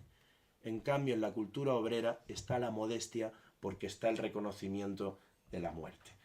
Yo creo que esta tremenda muestra de humildad de una persona que, no lo olvidemos, es una de las figuras más importantes de la cultura de su tiempo. Es un dirigente reconocido por toda la izquierda, expulsado efectivamente de la universidad ante el franquismo, pero luego reingresado y catedrático de metodología de las ciencias sociales. Y una persona que perfectamente, si hubiera querido, habría tenido los reconocimientos y loas del sistema, pero no quiso. Es decir, me parece que este reconocimiento a la clase trabajadora me parece algo muy poco habitual y muy difícil de encontrar. Y yo el día que llegué a casa de Salvador López Arnal, hace ya unos años, no recuerdo el año exactamente, precisamente cuando estábamos cogiendo cajas y cosas y tal, apareció una carta. Una carta que a Salva se le había escapado y tal, ¿no? Y la encontramos, la vimos con muchísima curiosidad, y era una carta que me dio obsesivamente por encontrar a su escritor. Después de mucho investigar, llamé por teléfono, localicé el nombre, hice búsquedas en Google, llamé a comisiones obreras, de allá no sé dónde tal. Bueno, al final localicé a alguien que conocía al que había escrito esa carta, aunque lamentablemente había fallecido, ¿no? Y es una carta que le escribe un obrero textil que se llama Santos Bravo Gutiérrez, le escribe a Manuel Sacristán con motivo del fallecimiento de su esposa Julia Adinolfi, que se unió a Sacristán en una enorme depresión. Y dice la carta así: Sabadell, 11 de marzo del 80. Querido camarada, ¿cómo estás? Hace unos minutos que me ha comunicado Ángel Ita. Camarada, procura de oponerte a esta desgracia. Sé que no es fácil, pero todos somos mortales. Tú no disfrutas de una salud fuerte. Tienes a tu hija que me han comentado que es una chica responsable. Te critico el no haberme avisado. Los camaradas veteranos somos una familia unida. No te he vuelto a ver desde que viniste a la boda de mi chico. Bueno, te acompañamos todos los míos en tu dolor. Salud, Santos Bravo Gutiérrez. Y tiene una pequeña poesía que viene detrás que dice: andar y desandar, huella profunda, fecunda materia, el polvo, el vida. El llanto, desahogo profundo. Cuántas veces lo hice con rabia. Ahora canto nuestro himno al mundo. Tiemblan los hijos de perra. Y debajo decía: puede ser prosa, soy autodidacta, aprendí en las cárceles franquistas. Cuando Santos, este obrero textil, le dice todos somos mortales, no puedo evitar pensar en esa afirmación cuando dice que las clases trabajadoras, en otra entrevista, mucho tiempo después, cuando Sacristán dice que las clases trabajadoras detentan la positividad de su condición sustenadora de la especie, conservadora de la vida, etcétera, frente al intelectual. Yo creo que esta es una de las grandezas de este autor, ser uno de los pensadores más importantes de la historia de nuestro país y tener un tremendo amor por la mayoría obrera. Muchísimas gracias.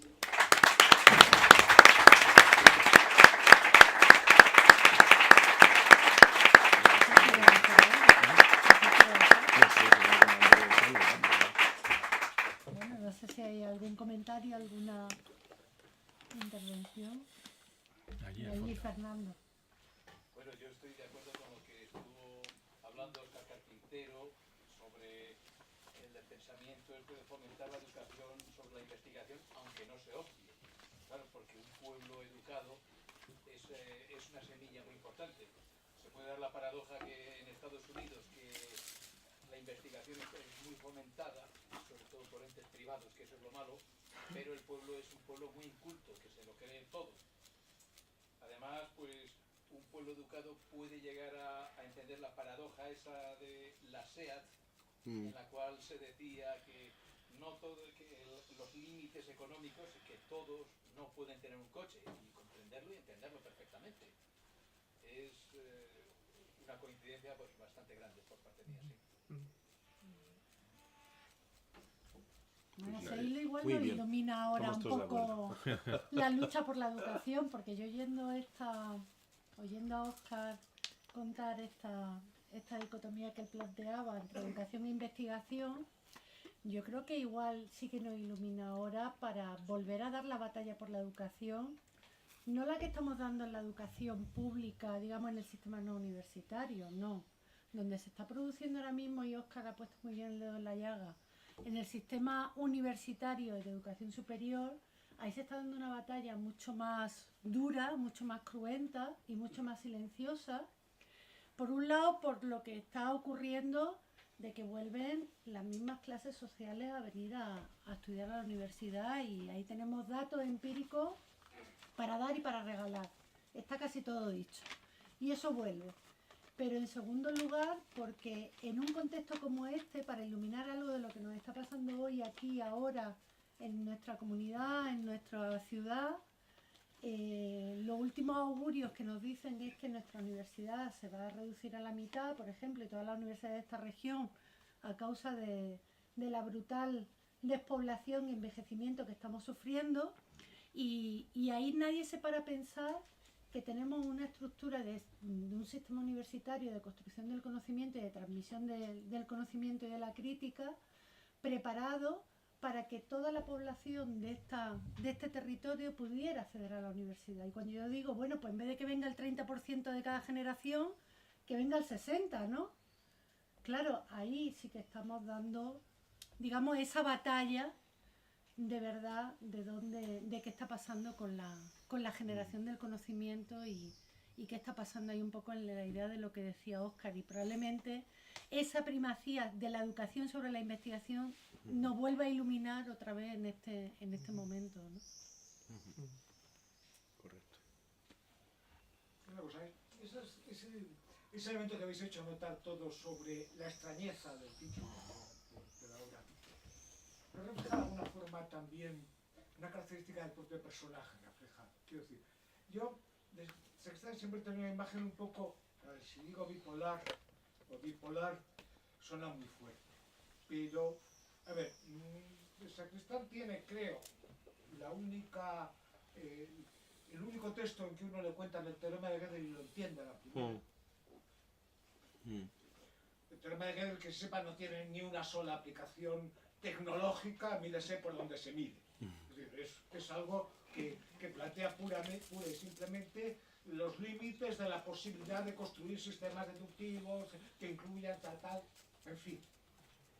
Y por otra parte, pues es un poco el que crea mientras tanto, y por tanto el que...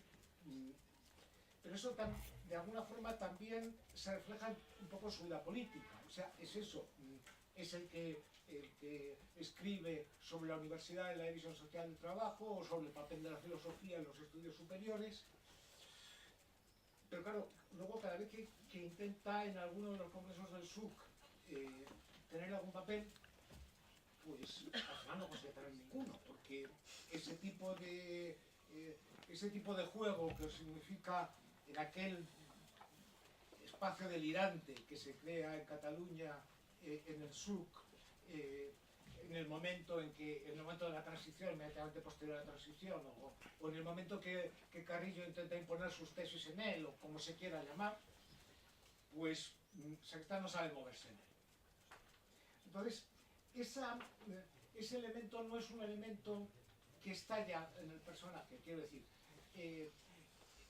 hay, no sé cómo decirlo, hay un sacristán científico y un sacristán ético que evidentemente tienen algo que ver, pero que no sé si son uno reducible al otro.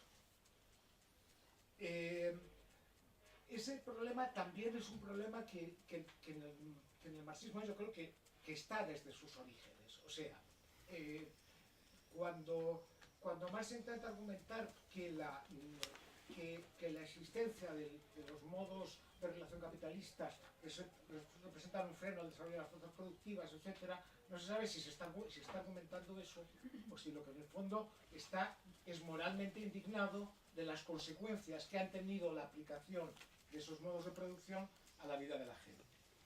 Y yo tengo la sensación, en ese sentido, de que el título probablemente esté bien elegido, y que lo que sucede es que esa cesura entre un pensador que es eso, que es el único que es capaz de contar lógica moderna en 1900, fue el año de Múnich, ¿no? El 62, sí. y que por eso tienen que cambiar todo el tribunal para no hacerle catedrático, porque es el único que podía haber sacado aquella cátedra, y el sacristán que luego es que una vez que sale, o sea, que prologa las memorias o el libro aquel de Ulrich Meinhof, no sé si no son dos personajes no distintos, pero un poco,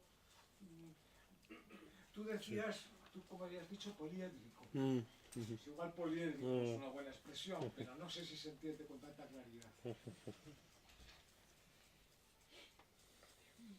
José Luis. No sé si había más palabras por ahí.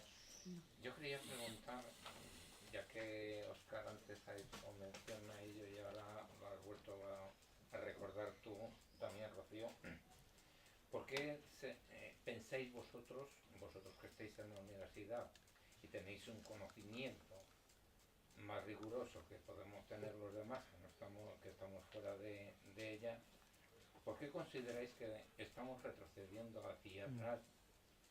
¿Es por los medios económicos o sociales del capitalismo y de la burguesía que está imperando para no avanzar en la izquierda, en los pensamientos de la izquierda dentro de la universidad o dentro o es los medios de comunicación también que hacen retroceder o que nos hacen retroceder de alguna manera a la izquierda?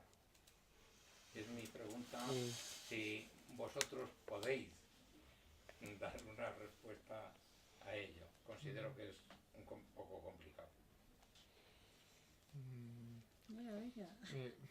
Yo simplemente, pero muy brevemente, porque ya tampoco quiero que sea mucho tiempo, a lo que comentabas tú, claro, yo es que creo que Sacristán era todo eso y era compatible, no lo veo como algo, y es más, cada vez estoy más convencido, esto alguna vez lo he hablado también con Salva, estoy más convencido de que el resultado en términos políticos de Sacristán, que él decía que aquello que era él como político era muy malo, como Lukács también, tiene mucho que ver con el talante con el que se planteaba el acceso al conocimiento, con el talante con el que se planteaba estudiar las cosas, etc. En fin, a un lógico le llevaba a los demonios que en argumentaciones políticas, en discusiones políticas, pues estuvieran con cosas raras por el otro lado, con dobles lecturas. Eso es tremendo. Entonces yo me imagino, o sea, un tipo que tiene un manual de lógica, que le vengan con esas y haciéndole creer que A es no A la vez y todo lo contrario.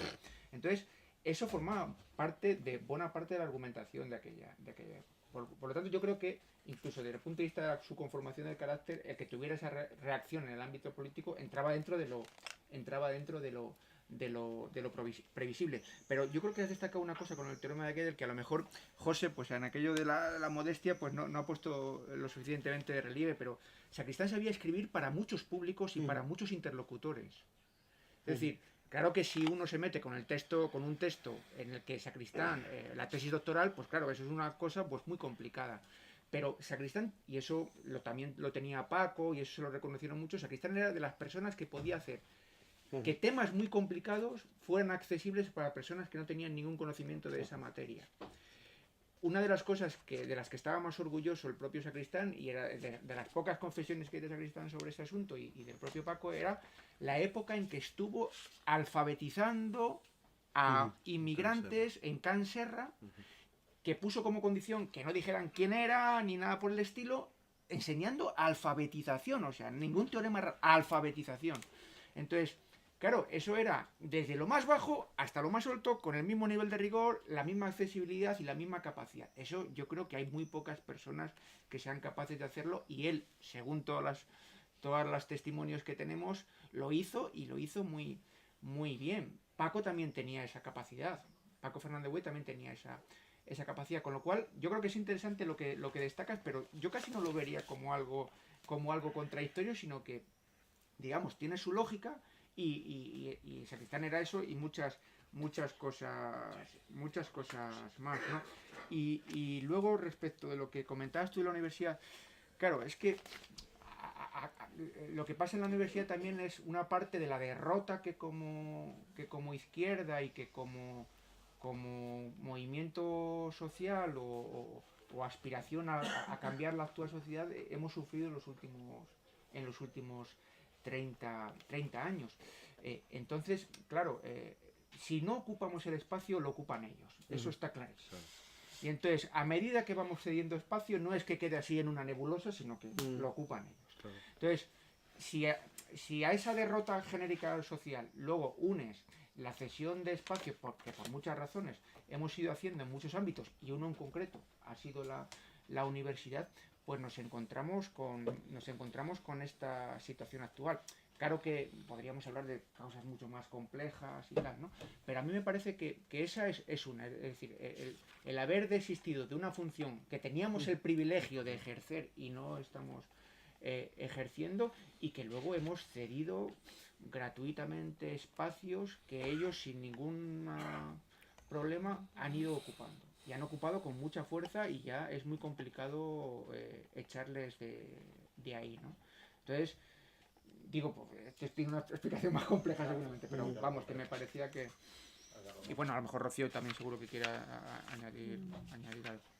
Bueno, yo creo que a eso del espacio que hemos cedido, probablemente también hay un movimiento global, como no puede ser de otra manera, a nivel del sistema universitario de forma global, que ha ido en ese movimiento que dice Óscar, de que hemos ido cediendo espacios, y digamos que el pensamiento de la izquierda ha ido cediendo ahí espacios que nunca deberíamos haber cedido, y que efectivamente espacio que suelta alguien lo va a ocupar, y probablemente alguien que no está en tus posiciones, claramente, que está en posiciones dominantes en otro sentido.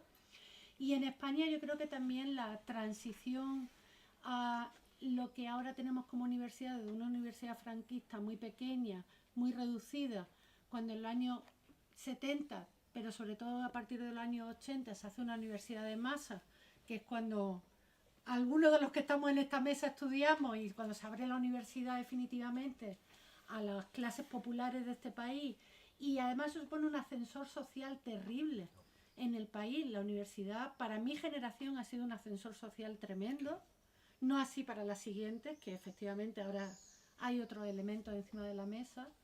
Pues yo creo que en ese momento tampoco supimos leer bien cómo las estructuras universitarias se recrean dentro de sí mismas, y recrean una forma de hacer el conocimiento que, bueno, que de eso también habla mucho la filosofía de la ciencia, y tendríamos mucho que decir.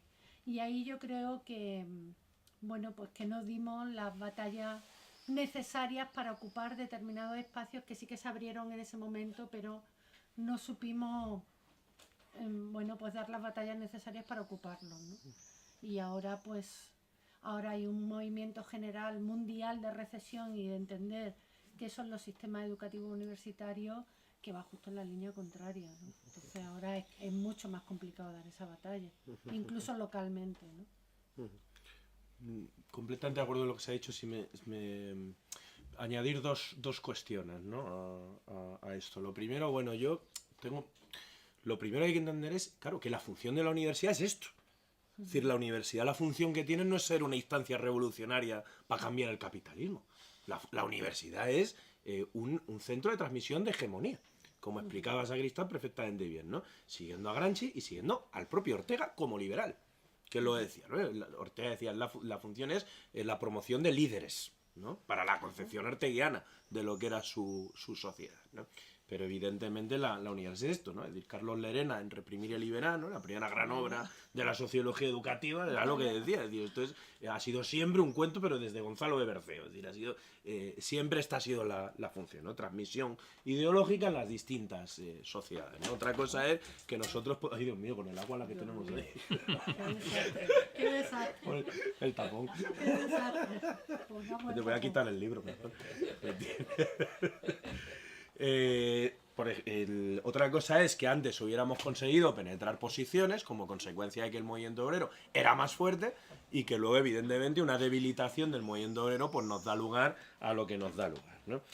En torno a las contradicciones y al carácter poliédrico de la ciencia, claro, pero es que yo voy más allá. Es que la propia noción de ciencia en Marx es una noción polisémica, incluso contradictoria. Porque claro, en Marx, por un lado, la ciencia es algo que opone la ideología, es decir, la ciencia es generación de conocimiento, pero por otro lado, la ciencia también es algo que ha sido subsumido como fuerza directa de producción. Perdona, Sí. tú ahí no estás empleando la palabra ciencia en dos sentidos distintos. En una, que es un conjunto de saberes abstractos ciertos en cualquier universo imaginable posible y por tanto en cualquier modelo de sociedad posible, y otra, un conjunto de instituciones que son las que las editan, las controlan, las promocionan, las legitiman. Claro, quiero decir, uno no puede oponer la idea abstracta de justicia. O sea, si uno dice que la justicia es algo que es la herramienta de la clase dominante, pues lo que está empleando es la palabra justicia en el sentido de la administración de justicia, la institución que la reparte, que la distribuye, que la maneja. Claro, la idea de justicia y la institución de la justicia son dos cosas diferentes. Y la idea de la ciencia y las instituciones científicas son dos cosas que ambas se llaman la ciencia. Cuando se dice la ciencia española, entonces no, es que la ciencia no puede ser de ningún sitio. Lo que está diciendo es el conjunto de las instituciones científicas que hay en este país. Claro. Es una cosa diferente. Claro, porque la ciencia como modo de producción sería ciencia aplicada o lo que... polisémico, pero un polisémico muy complicado. O lo que hoy llamaríamos tecnociencia, no ciencia aplicada, claro, efectivamente, ¿no? Fíjate que, por ejemplo, cuando Óscar decía muy acertadamente, que como lógico seguramente a Sacristán le rechinarían ciertos usos de los términos, he estado buscando apresuradamente una broma, pero no la he encontrado, entonces la voy a malcitar, porque no recuerdo exactamente la broma, pero sí recuerdo más o menos de qué iba, entonces la voy a malcitar, ¿vale? Y me vais a disculpar porque la voy a reinterpretar como la recuerdo un poco, ¿eh? Y la broma no es exactamente así, pero a mí me parece muy buena, ¿no? Cuando decía, cuando hablaba Hegel de la lucha de contrarios, decía Sacristán, claro, lo contrario a la burguesía es el proletariado, dice, serán Hegel, lo contrario por una persona normal a la burguesía es no burguesía. Es una pequeña broma para deshegelianizar un poco lo que eran los debates del marxismo de la época, ¿no? Es decir, bueno, pues como lógico, efectivamente, pues tendría muchos elementos ahí, ¿no? Pero yo creo que efectivamente hay muchísimos usos de la palabra ciencia, pues claro, una es la ciencia aplicada, que es subsumida como medio directo de producción bajo el capital, y que en Sacristán va más allá. Y la lectura de la ciencia, en este sentido, a Sacristán le permite hacer lecturas políticas al resto de la gente no hacía. Primero, porque Sacristán tiene mucho aprecio a la ciencia empírica como tal, es por lo que lee y toma en serio el informe del Club de Roma sobre los límites del crecimiento, que una parte importante de la izquierda rechazaba por motivos ideológicos. Porque, claro, no se podía aceptar que la clase obrera tuviera de consumir menos. Eso tenía que ser una herramienta de la burguesía para evitar el avance del movimiento obrero. Y Sacristán, precisamente porque es un buen apreciador de la ciencia, dice, no, ojo, aquí hay contenido, aquí hay conocimiento real. Y hay que hacer una conclusión política. Y esa conclusión política atenta contra el corazón mismo de una de las tradiciones del movimiento obrero, que es aquella tradición que había situado en primer plano la contradicción entre el desarrollo de las fuerzas productivas y el marco de relaciones de producción. Es decir, dicho muy rápido, digamos que la idea es que el propio desarrollo de las fuerzas productivas, en el marco de un capitalismo, se hace de un modo privativo, es decir, solo se puede hacer cuando la ganancia es privada, y por lo tanto eso termina generando crisis precisamente por el marco de relaciones de producción, por el tipo de sociedad privativa, por el tipo de sociedad de clase en la que iba. Y esas crisis darían lugar al socialismo. Y el propio desarrollo de las fuerzas productivas terminaría generando un estallido social que daría lugar a la revolución. Bueno, pues no. Pues no, ¿por qué? Pues porque las fuerzas productivas sencillamente a lo mejor nos pueden destruir como sociedad, ¿no? Esa es la gran conclusión de las ideas de aquel momento de la ecología. Claro, esto atenta contra una parte de la tradición. Una parte. Pues Sacristán otra cosa que hace es coger a Marx, analizarle y decir que hay atisbos político-ecológicos en la obra de Marx. Pero son atisbos que fueron apartados por una parte de la tradición central, la tradición dominante, y que no fueron suficientemente desarrollados ni valorados, ¿no? Porque el marxismo más bien cayó en un productivismo desde hacía mucho tiempo, ¿no? Pero esa atención a la ciencia precisamente le permite entrar en temas de tremendo interés político. Y una última cosa sobre la universidad. Quiero citar las últimas palabras, o no las últimas, pero unas palabras están al final de las 3 lecciones, que dice lo siguiente. El Sacristán ha explicado que la universidad tiene una contradicción central, que es que en la medida en que entran más trabajadores, esa función que consiste precisamente en que una parte de la sociedad tenga carrera y otra no, pues por ese ascensor social que explicaba Rocío, eso evidentemente va perdiendo legitimación. Y si todos tenemos carrera, entonces ¿por qué una parte de la sociedad manda sobre la otra?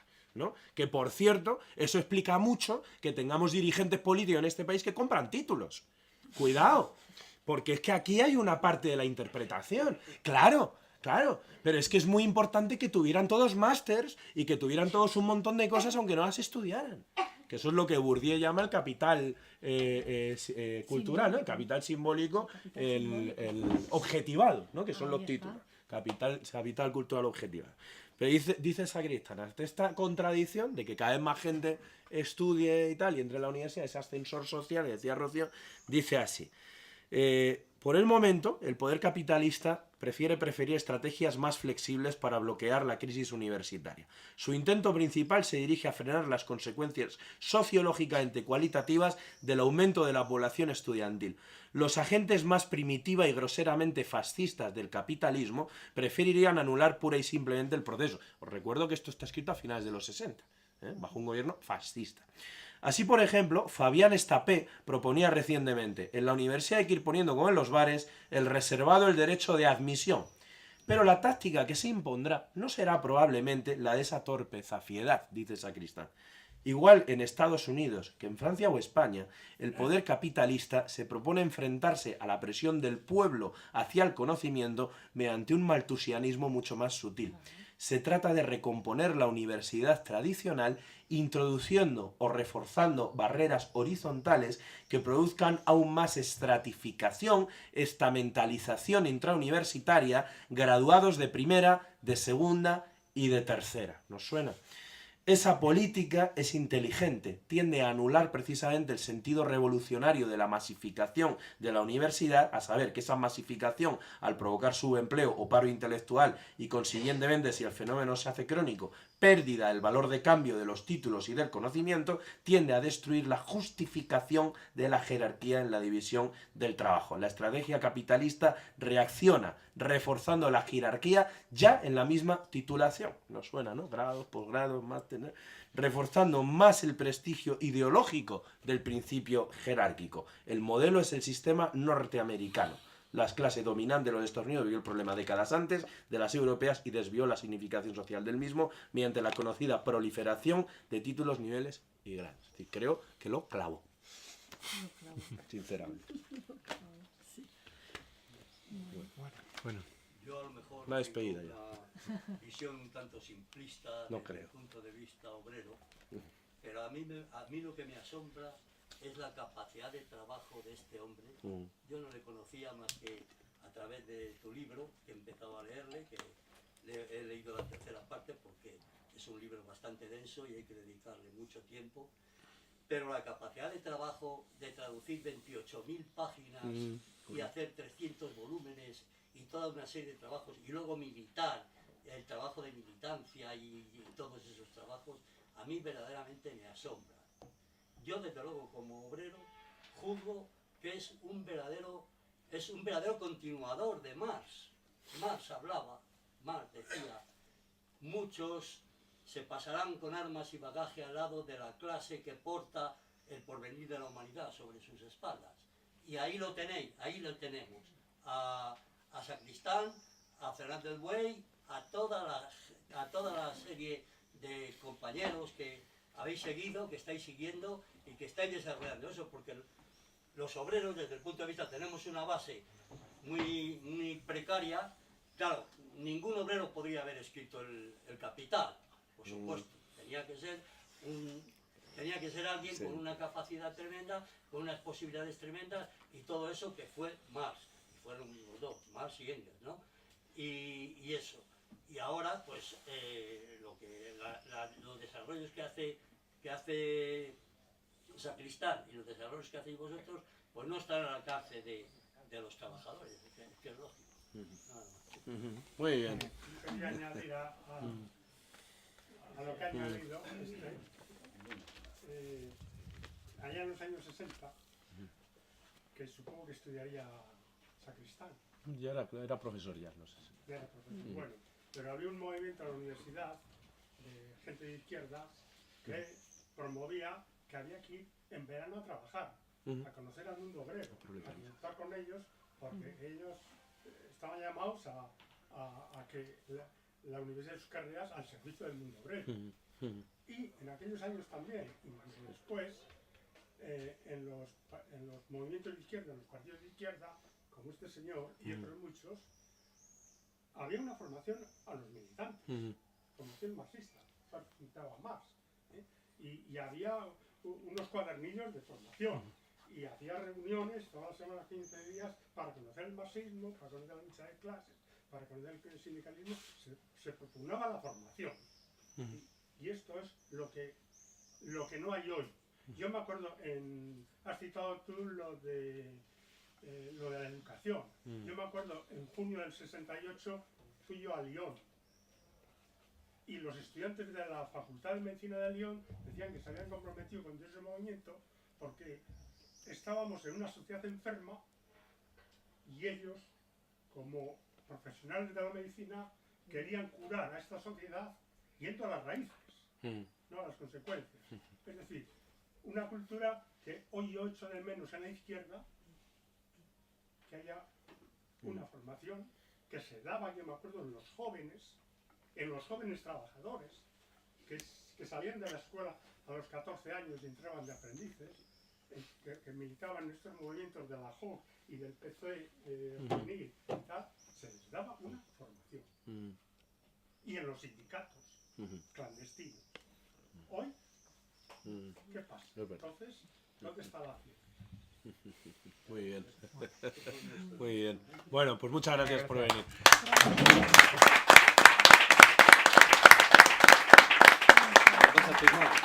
Hombre, ¿cómo no? Bueno, muchísimas gracias.